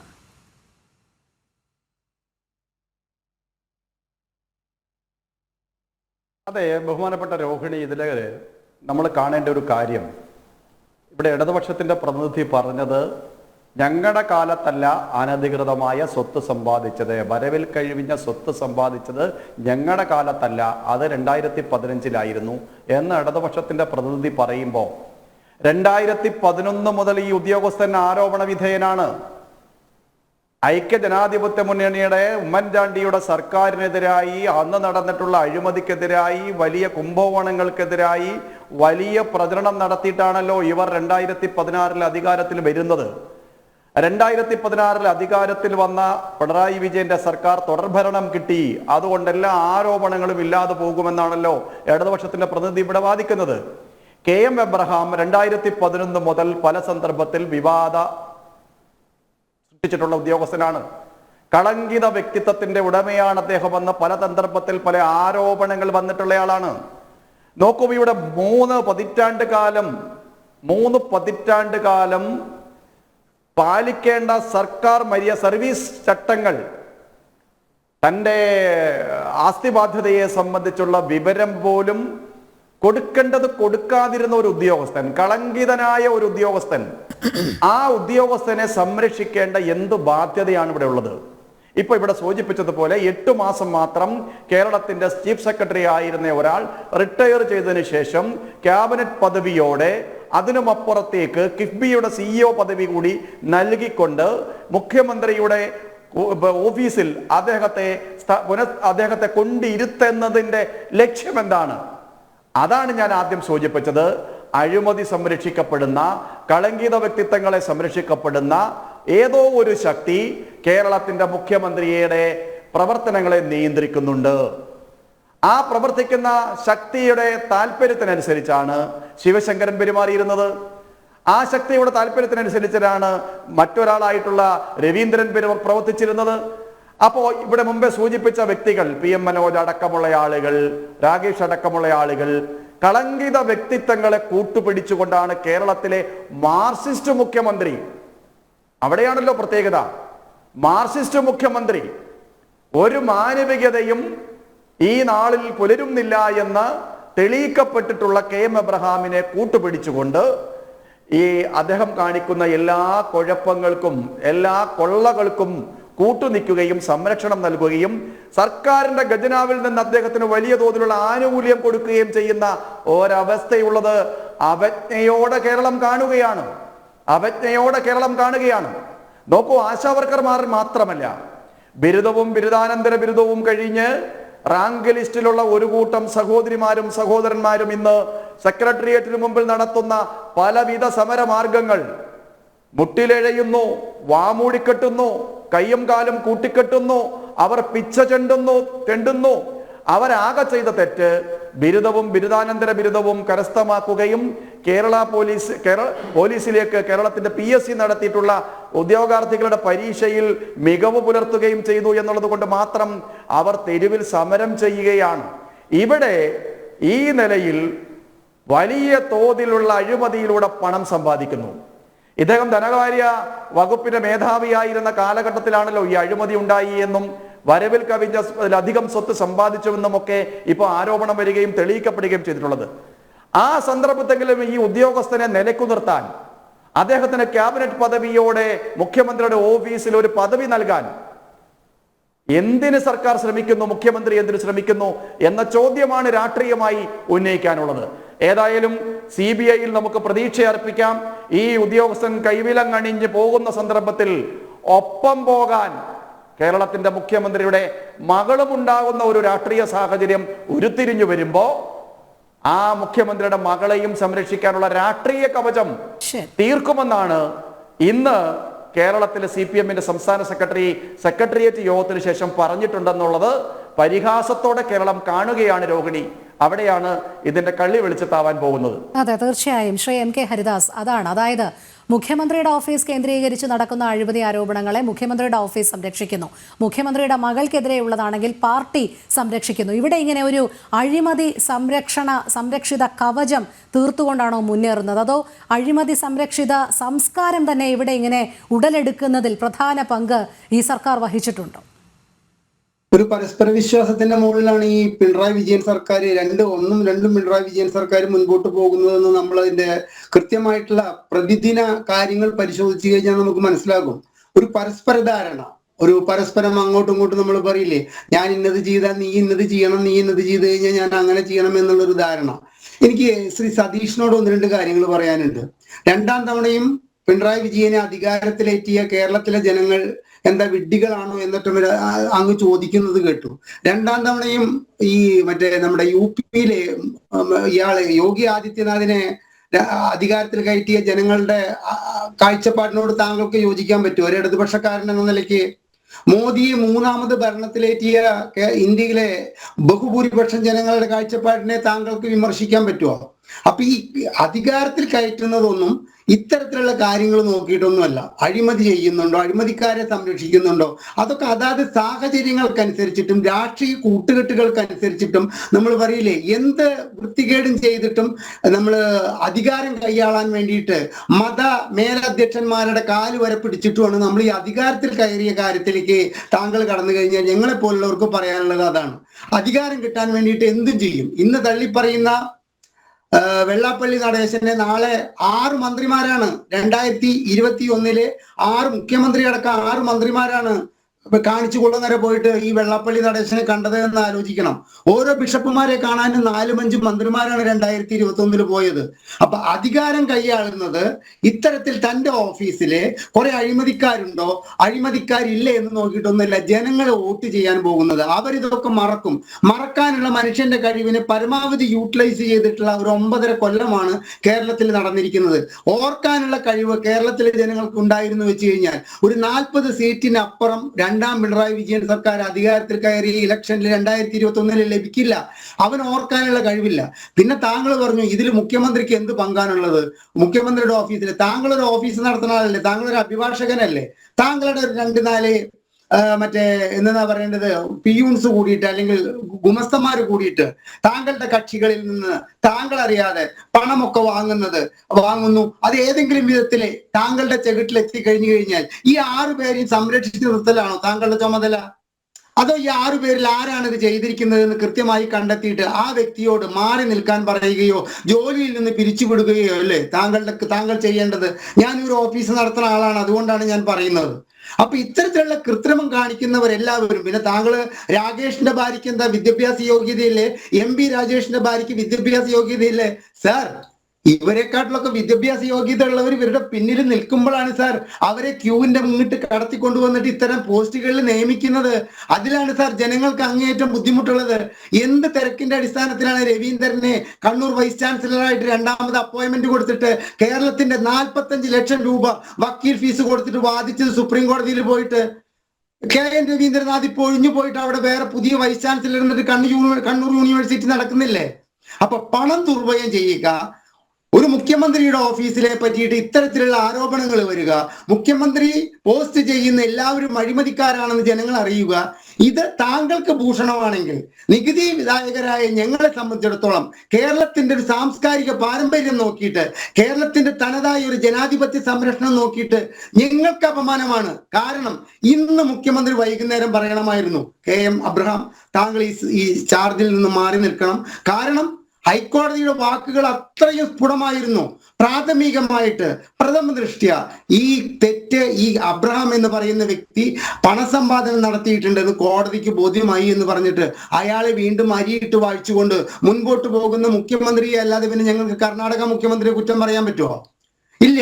മുഖ്യമന്ത്രി ഉമ്മൻചാണ്ടി എനിക്കെതിരെയുള്ള ആരോപണങ്ങൾ CBI അന്വേഷിക്കണം എന്ന് പറഞ്ഞിട്ട് ഹൈക്കോടതിയിൽ പോയി. അതിന് 1,20,00,000 രൂപയുടെ വക്കീലിനെ കൊണ്ടുവന്നിട്ട് വാദിച്ചു. അത് പറ്റില്ല, CBI അന്വേഷിക്കണ്ട എന്ന് പറഞ്ഞിട്ട്. എന്തായിരുന്നു ഇടതുപക്ഷ ജനാധിപത്യ മുന്നണി സർക്കാരിന്റെ വികാരം? ഒരു മുഖ്യമന്ത്രി പറയുകയാണ്, സ്ഥാനമൊഴിഞ്ഞ മുഖ്യമന്ത്രി ഒഴിയുന്നതിനെക്കാട്ടിലും മുമ്പ് എന്നെ കുറിച്ച് CBI അന്വേഷിക്കണം. അപ്പൊ എന്താ നിങ്ങൾ പറഞ്ഞത് പോയിട്ട് 1,20,00,000 രൂപ ഒരു വക്കീലിന് കൊടുത്തിട്ട് ഇത് CBI അന്വേഷിക്കണ്ട എന്തായിരുന്നു വികാരം? അപ്പൊ ഇത്തരത്തിലുള്ള സാഹചര്യങ്ങളില് മറ്റുള്ളവർ ചെയ്യുന്നതെല്ലാം തന്നെ തെറ്റ്, മറ്റുള്ളവർ ചെയ്യുന്നതിനെ അങ്ങേയറ്റം വിമർശിക്കാം. പക്ഷെ ഞങ്ങളുടെ മുഖ്യമന്ത്രി ചെയ്യുന്നതും ഞങ്ങളുടെ മുഖ്യമന്ത്രിക്ക് ചുറ്റും നിന്നിട്ട് രാത്രി 12 മണിക്ക് മുഖ്യമന്ത്രിയുടെ ഒരു പേഴ്സണൽ സെക്രട്ടറിയോ അല്ലെങ്കിൽ അഡീഷണൽ സെക്രട്ടറിയോ ഒരു സ്ത്രീക്ക് അയച്ച മെസ്സേജ് കേരളത്തിന്റെ സാംസ്കാരിക പൈതൃകത്തിന് അങ്ങേയറ്റം മാനക്കേടുണ്ടാക്കിയിട്ടുള്ളത്. രാത്രി 12 മണിക്ക് എനിക്ക് പാല് വേണം, അത് ഇന്ന സ്ഥലത്ത് നിന്ന് കിട്ടുന്ന പാല് വേണം എന്നൊക്കെ പറഞ്ഞിട്ടുള്ളത് മാറ്റി നിർത്തിയോ? ഓഫീസിൽ നിന്ന് മാറ്റി നിർത്താത്തത് എന്താണ് എന്നുള്ള ചോദ്യത്തിന് കേരളത്തിലെ ഒരു 10% ജനങ്ങൾ ഉത്തരം കിട്ടാണ്ട് വലയുകയാണ്. സ്വപ്ന പറഞ്ഞത് എന്താ? കടകംപള്ളി സുരേന്ദ്രൻ എന്ന് പറഞ്ഞവനെ സ്ത്രീകളുള്ള വീട്ടിൽ കയറ്റാൻ കൊള്ളില്ല എന്നാണ് പറഞ്ഞത്. 2021 തെരഞ്ഞെടുപ്പിന് സീറ്റ് കൊടുത്തിട്ട് അദ്ദേഹത്തെ MLA ആക്കുകയാണ് നിങ്ങൾ ചെയ്തിട്ടുള്ളത്. അപ്പൊ തെറ്റ് ചെയ്തവരെ മുഴുവൻ സംരക്ഷിക്കുന്നതിന്റെ മാനദണ്ഡം എന്താണ് എന്നാണ് ഞങ്ങൾ ചോദിക്കുന്നത്. അത്തരത്തിൽ പറയുമ്പോൾ മുഖ്യമന്ത്രിയുടെ ഓഫീസ് എന്ന് പറഞ്ഞാൽ ഏറ്റവും സംശുദ്ധമായിരിക്കേണ്ട ഒരു ഓഫീസ്, സംശുദ്ധതയായിരിക്കേണ്ട ഒരു ഓഫീസ് ഇത്തരത്തിൽ കളങ്കപ്പെടുമ്പോൾ അത് കളങ്കപ്പെടാതെ നോക്കാനുള്ള ചുമതല മുഖ്യമന്ത്രിക്കുണ്ട്. ഇല്ലെങ്കിൽ ഞങ്ങളെപ്പോലുള്ളവർ മുഖ്യമന്ത്രിയുടെ ഭാഗത്തുള്ള തെറ്റുകൾ ചൂണ്ടിക്കാണിക്കുമ്പോൾ ഇതിൽ മുഖ്യമന്ത്രി എന്താണ് തെറ്റ് ചെയ്തത് എന്ന് ചോദിക്കലല്ല സാർ മര്യാദ. അതിൽ മുഖ്യമന്ത്രിക്ക് ചെയ്യാനുള്ളത് എന്താണെന്ന് ചെയ്ത് കാണിച്ചുകൊണ്ട് ജനങ്ങളെ ബോധ്യപ്പെടുത്തുകയാണ് ചെയ്യേണ്ടത് എന്നാണ് രോഹിണി എനിക്ക് പറയാനുള്ളത്. ശ്രീ സതീഷ് വസന്ത്, സുതാര്യത ഉറപ്പുവരുത്തേണ്ട ബാധ്യത മുഖ്യമന്ത്രിയുടെ ഓഫീസിനുണ്ട്. ഇത്രയധികം ഗൗരവതരമായ അന്വേഷണം നേരിടുകയും അഴിമതി ആരോപണങ്ങൾ നേരിടുകയും ചെയ്യുന്ന ഒരു ഉദ്യോഗസ്ഥനെ എന്തിനാണ് സംരക്ഷിക്കുന്നത്? നേരത്തെ ശ്രീ MK ഹരിദാസ് സൂചിപ്പിച്ചതുപോലെ ഇന്ന് വൈകുന്നേരം തന്നെ അദ്ദേഹത്തിനോട് മാറി നിൽക്കാൻ പറയേണ്ടതല്ലേ? രോഹിണി, ബഹുമാനപ്പെട്ട ഹരിദാസ് അദ്ദേഹം പറഞ്ഞത് 100% കറക്റ്റാണ്. പക്ഷേ ഒരു കാര്യം നിങ്ങളൊന്ന് മനസ്സിലാക്കണം. 1-2 ഇൻസിഡൻറ്റ് ഞാൻ ഒന്ന് പറഞ്ഞിട്ട് ഞാൻ ഇതിലേക്ക് വരാം. നേരത്തെ ഉമ്മൻചാണ്ടി സർക്കാർ ഇരുന്നപ്പോഴത്തെ ശ്രീ ഉമ്മൻചാണ്ടിക്കെതിരായിട്ടൊരു സ്ത്രീ അവർ എന്തെല്ലാം പറഞ്ഞു. ആദ്യം പിതാവ് എന്ന് പറഞ്ഞു, പിന്നെ വേറൊരു രീതിയിൽ പറഞ്ഞു. അവസാനം ആ കേസ് വിധി എങ്ങനെയാണ് വന്നത് നിങ്ങളൊന്ന് മനസ്സിലാക്കണം. ആ വിധി എങ്ങനെയാണ് വന്നത്? രണ്ടാമത് ഇപ്പം തന്നെ പറഞ്ഞു, ശ്രീ സ്വപ്ന സുരേഷ് പറഞ്ഞു ഈ സ്വർണം കടത്തിയത് ഇത് ബിരിയാണി ചെമ്പിൽ, പിന്നെ ബൈബിളിൽ, ഈന്തപ്പഴത്തിന്, ഇതൊക്കെ ഈ കേസുകളൊക്കെ ഇവിടെ പോയി. അപ്പോൾ നമ്മൾ ഒരാളിനെ അഴിമതിയാണെന്ന് പറയണം. ഇനി വേണ്ട, ഇതൊന്നും വേണ്ട. ഒരു പ്രമുഖ ബഹുമാനപ്പെട്ട ഹരിദാസ് അദ്ദേഹം താങ്കളൊന്ന് ഇരിക്കണം.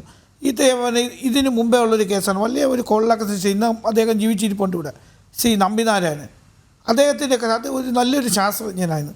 അദ്ദേഹത്തിനെ കുരുക്കാൻ വേണ്ടി എന്തെല്ലാം ചെയ്തിട്ടുള്ള ഒരു സംവിധാനമാണെന്ത്. അവസാനം എന്തായി?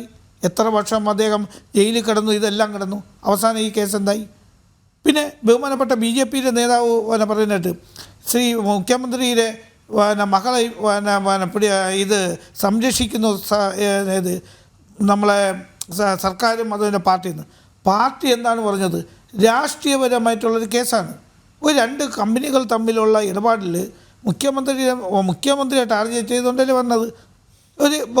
ഒരു കമ്പനി പറയുകയാണ് എനിക്കതിന് ഇത് സർവീസ് കിട്ടി. വേറൊരാൾ കൊടുത്ത ആൾ പറയാണ് ഞാൻ സർവീസ് കൊടുത്തു, അതിനുള്ള പ്രതിഫലം എനിക്ക് കിട്ടിയിട്ടുണ്ട്. അത് 1.72 എന്ന് പറഞ്ഞ് ഇപ്പം 2.72 എന്ന് പറയുന്നു. അതിന് ആ പൈസയ്ക്ക് കിട്ടിയ പൈസയ്ക്ക് മാന്യമായി നമ്മൾ ഇന്ന് രാജ്യത്ത് നിലനിൽക്കുന്ന GST കൊടുത്തിട്ടുണ്ട്, ഇൻകം ടാക്സ് കൊടുത്തിട്ടുണ്ട്. ഒരു അഴിമതി പണം കിട്ടിയിട്ടുള്ള ഒരു പണത്തിൽ എങ്ങനെയാണ് GSTയും ഇൻകം ടാക്സും വാങ്ങിക്കുന്നത് രോഹിണി? അങ്ങനെയൊന്നുമല്ല. സെറ്റിൽമെന്റ് എന്തിനാണ് ഞാൻ രക്ഷപ്പെട്ടാണ് നമ്മളിപ്പോൾ അതിലേക്കൊക്കെ അതാണ് ഞാൻ പറയുന്നത്. ഞാൻ ഇത് പറയുന്നത് പ്രതിപട്ടികയിൽ 11ാം സ്ഥാനത്ത് ED അന്വേഷണം ആരംഭിച്ചിട്ടുണ്ടവരൊക്കെ കുടുങ്ങും, അതിലൊരു സംശയവുമില്ല. ഞാൻ പറഞ്ഞിട്ട് കുറെ ദിവസം കൊണ്ട് കുടുങ്ങാണല്ലോ. ഞാൻ പറഞ്ഞിട്ട് പാർട്ടി കോൺഗ്രസ് നടന്നപ്പോഴല്ലേ അന്നല്ലേ ഒരു ഇത് കൊടുത്ത് SFIക്ക് നേരത്തെ കൊടുത്തുകൂടെ എന്ന പ്രോസിക്യൂട്ടിയെ. അപ്പോൾ അതൊക്കെ രാഷ്ട്രീയപരമാണെന്ന് പറയുന്നത്.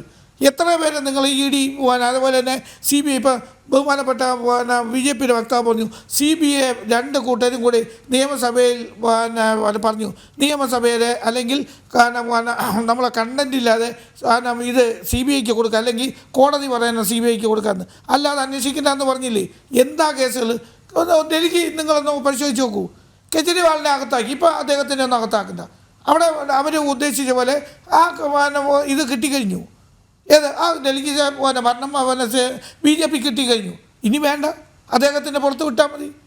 അപ്പം ഇതൊക്കെ കൊണ്ടാണ് എതിർക്കുന്നത്. അതുകൊണ്ടാണ് നമ്മൾ പറഞ്ഞിട്ടുള്ളത് രാഷ്ട്രീയ ബഹുമാനപ്പെട്ട ഗോവിന്ദ മാസ്റ്റർ വീണ തെറ്റ് ചെയ്തിട്ടുണ്ടോ അതിനെ ന്യായീകരിക്കുക, അല്ലെങ്കിൽ മുഖ്യമന്ത്രിയുടെ മകൾ എന്നുള്ള രീതിയിലല്ല. ഇത് മുഖ്യമന്ത്രിയെ ടാർഗറ്റ് ചെയ്തതാണ്. അത് രാഷ്ട്രീയമായും അത് നമ്മൾ നിയമപരമായും നേരിടുന്നു. അതിൻ്റെ എന്താ തെറ്റ്? ശരി സമയക്കുറവുകൊണ്ടാണ് ശ്രീ കെ സോമൻ അവസാനമായി കൂട്ടിച്ചേർക്കാനുള്ളത്. ഇത് രാഷ്ട്രീയ പ്രേരിതമാണെന്നുള്ള പതിവ് പല്ലവി തന്നെയാണ്.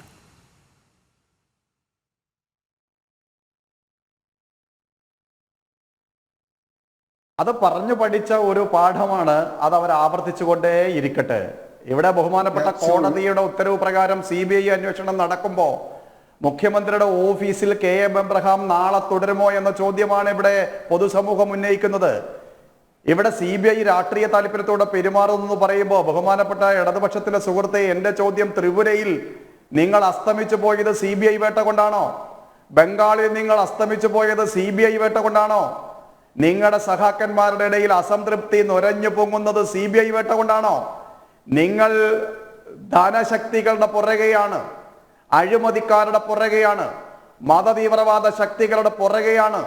അതുകൊണ്ടാണല്ലോ നിങ്ങളുടെ സമ്മേളനം നടക്കുന്ന സമയത്ത് കഫിയ ധരിച്ചുകൊണ്ട് നിങ്ങൾ പാർട്ടി സമ്മേളനത്തിൽ മുഖ്യമന്ത്രി അടക്കം കഫിയ ധരിച്ചുകൊണ്ട് നിൽക്കുന്ന ചിത്രം പുറത്തു വന്നിട്ടുള്ളത്. ഇവിടെ കേരളത്തിൽ എന്താണ് നടക്കുന്നത്? മതതീവ്രവാദ സംഘടനകളെ കൂട്ടുപിടിച്ചുകൊണ്ട് നിങ്ങൾ നടത്തുന്ന അഴിമതി മറച്ചു വെക്കാൻ വേണ്ടി ശ്രമം നടത്തുമ്പോൾ ജനങ്ങളത് തിരിച്ചറിയും. നിങ്ങളുടെ അണികളിൽ നിന്ന് തന്നെ നിങ്ങൾക്ക് നല്ല തിരിച്ചടി കിട്ടുമെന്ന് ഞങ്ങൾക്ക് നല്ല വിശ്വാസമാണുള്ളത്. ശരി, സമയക്കുറവ് ഉള്ളതുകൊണ്ടാണ് ഇടപെട്ടത് ശ്രീ കെ സോമൻ. നമ്മുടെ ചർച്ചയുടെ സമയം ഇവിടെ പൂർണ്ണമാവുകയാണ്. KM എബ്രഹാം ഉൾപ്പെട്ട കേസിലെ ആദ്യം നടത്തിയ വിജിലൻസ് അന്വേഷണം വിശ്വസനീയമല്ല എന്ന് കോടതി നിരീക്ഷിച്ചതിൽ നിന്ന് തന്നെ ഹൈക്കോടതിയുടെ നിലപാട് ഇവിടെ വ്യക്തമാകുകയാണ്. CBI അന്വേഷണത്തിലൂടെ യാഥാർത്ഥ്യം പുറത്തുവരും എന്ന പ്രതീക്ഷയിലാണ് പൊതുസമൂഹവും. ജനം ഡിബേറ്റ് പൂർണ്ണമാകുന്നു. പങ്കെടുത്ത എല്ലാ അതിഥികൾക്കും നന്ദി. ഒപ്പം പ്രേക്ഷകർക്കും നമസ്തേ.